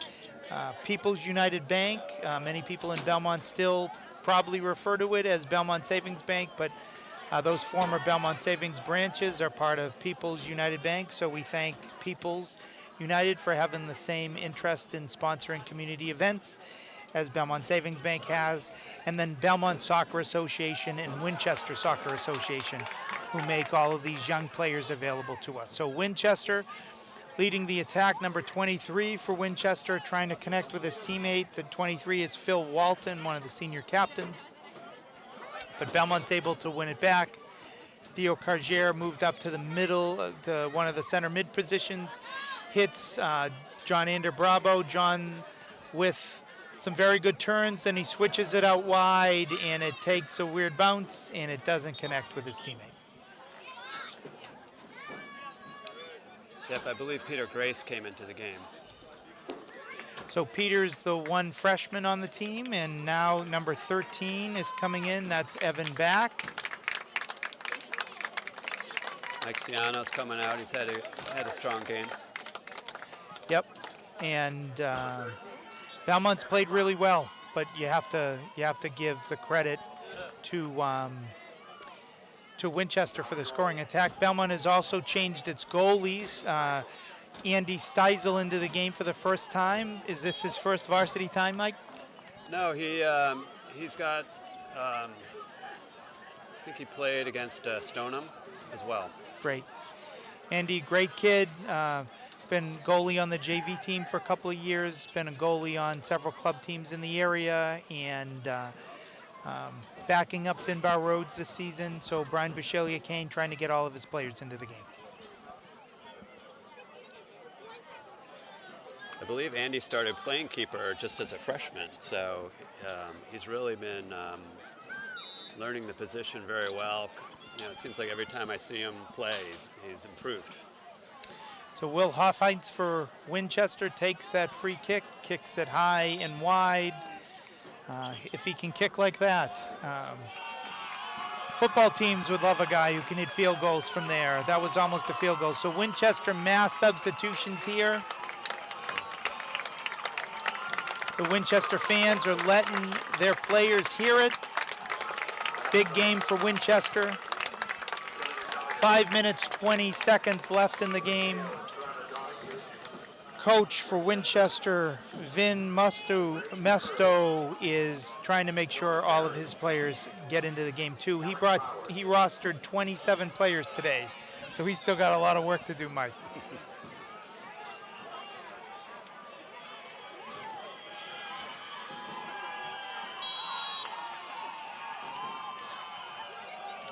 I think some fan favorites came onto the field for Winchester. If you're just looking at the far stands, they like some of the players that just came on. Some of the biggest ovations of anybody on either side so far tonight. Section over there. Yep. So Winchester maintaining possession. It's another ball over the top. Nice header by the freshman Peter Grace, the one freshman on the Belmont varsity team.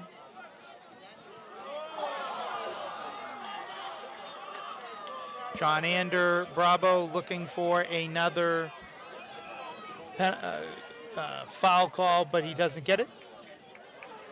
Nice move here by Gabe DiTomaso. See if he can get off his shot. Winchester competing really hard on the defense. DiTomaso tries to nutmeg his Winchester opponent, but didn't work out. So Winchester starting the counterattack, but they're not able to keep it in bounds. Throw in now by number 2 for Belmont. That is Killian Dulligan back into the game. Playing outside fullback, outside defense for Belmont. Aristoteles, Peter Grace, and it looks like, can't tell who's on the left back here for Belmont, Mike. It's Mateo. Mateo Estrada Donahue, back into the game for the second time, playing left D. Both teams seem to have many of their younger players plus their captains on the field for the final 4 minutes or so of the game. Yeah, I think at this point, you're just trying to end the game on a positive note. Getting those players some experience, and ideally, it'd be great to get a goal in here. Both teams trying really hard for goals. Belmont so that they're not shut out. Winchester so that these players who just came on the field have a chance to make a memory too. So, ball won by Killian Dulligan. Couldn't connect with his teammate, John Ander Bravo. Winchester ball back, starting their own attack. Spencer Price starts the attack for Belmont, up left side, back to Spencer Price. Now close to the 18-yard box. Spencer Price sends it into Bravo. Bravo trying to turn, get off his shot. Winchester just kicks it outside the end line to try to neutralize that attack. It'll be a corner kick for the Belmont Marauders. It's a nice play by Belmont, but once again, Winchester's there with strong D. So it looks like Gabe DiTomaso is going to come for the corner kick here. Last time he took a corner kick or a free kick, it ended up on John Ander Bravo's head for a great corner try. Not so lucky this time. Winchester wins the possession and then kicks it out of bounds. It'll be a Belmont throw-in with under 4 minutes left to go in the game.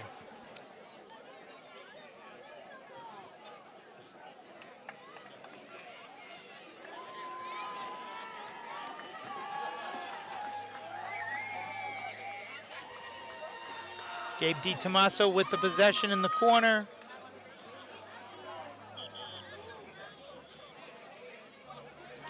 Gabe DiTomaso was trying to center the ball with his left foot, but it looks like he missed the ball. And it looks like he The referee's talking to him. nailed the Winchester defender by, I'm sure Gabe DiTomaso would call it an accident. Referee just wanted to make sure. Throw in for Belmont. Killian Dulligan on the throw.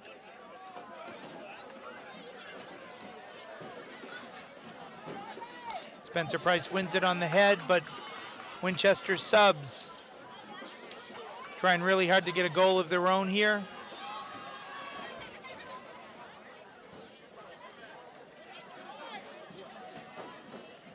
Nice effort once again, John Ander Bravo.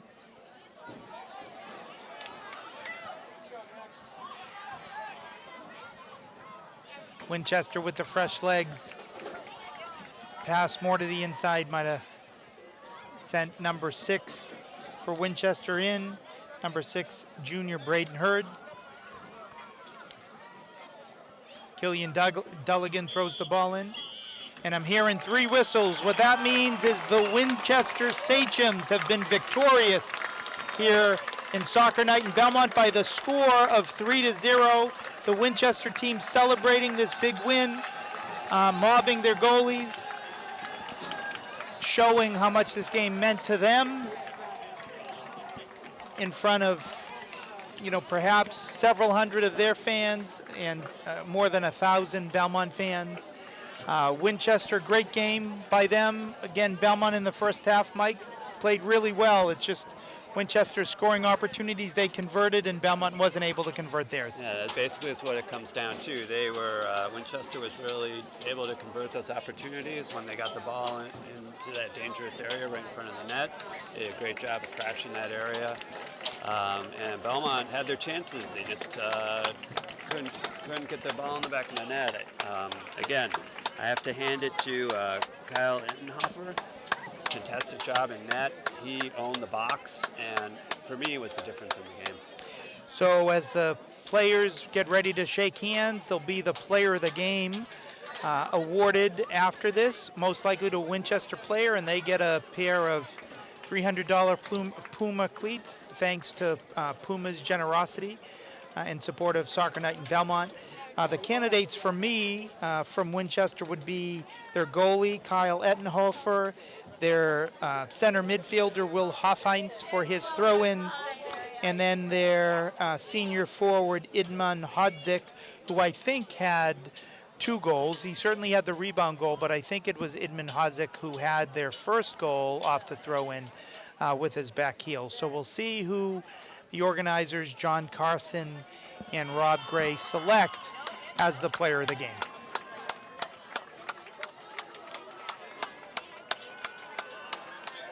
I'm sure Belmont will be disappointed with the result here, but overall they played a good game. I think the things that the mistakes they made are very correctable.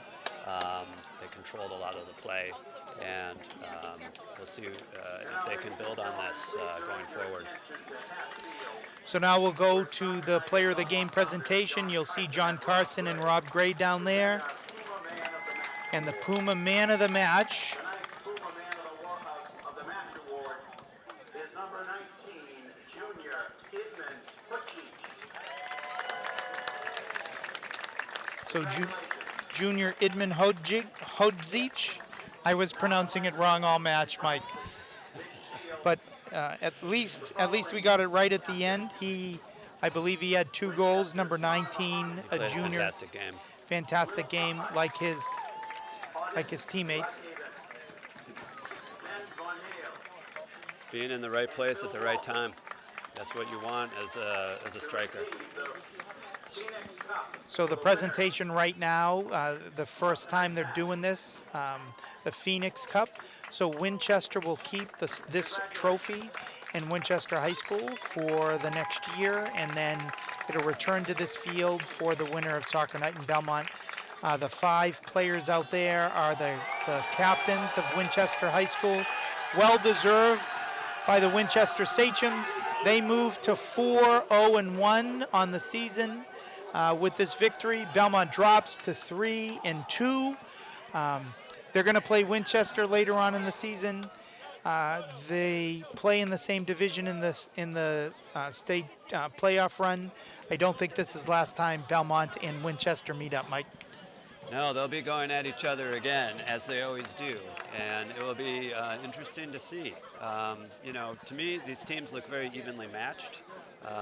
Belmont will have to figure out how to defend against those set-piece plays into the box and keep the ball away from their keeper.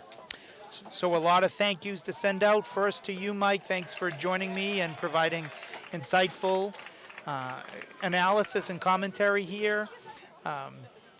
Your son, Spencer Price, played a great game in the center of the midfield, never came off the field, set up his teammates quite well, as the other seniors have done.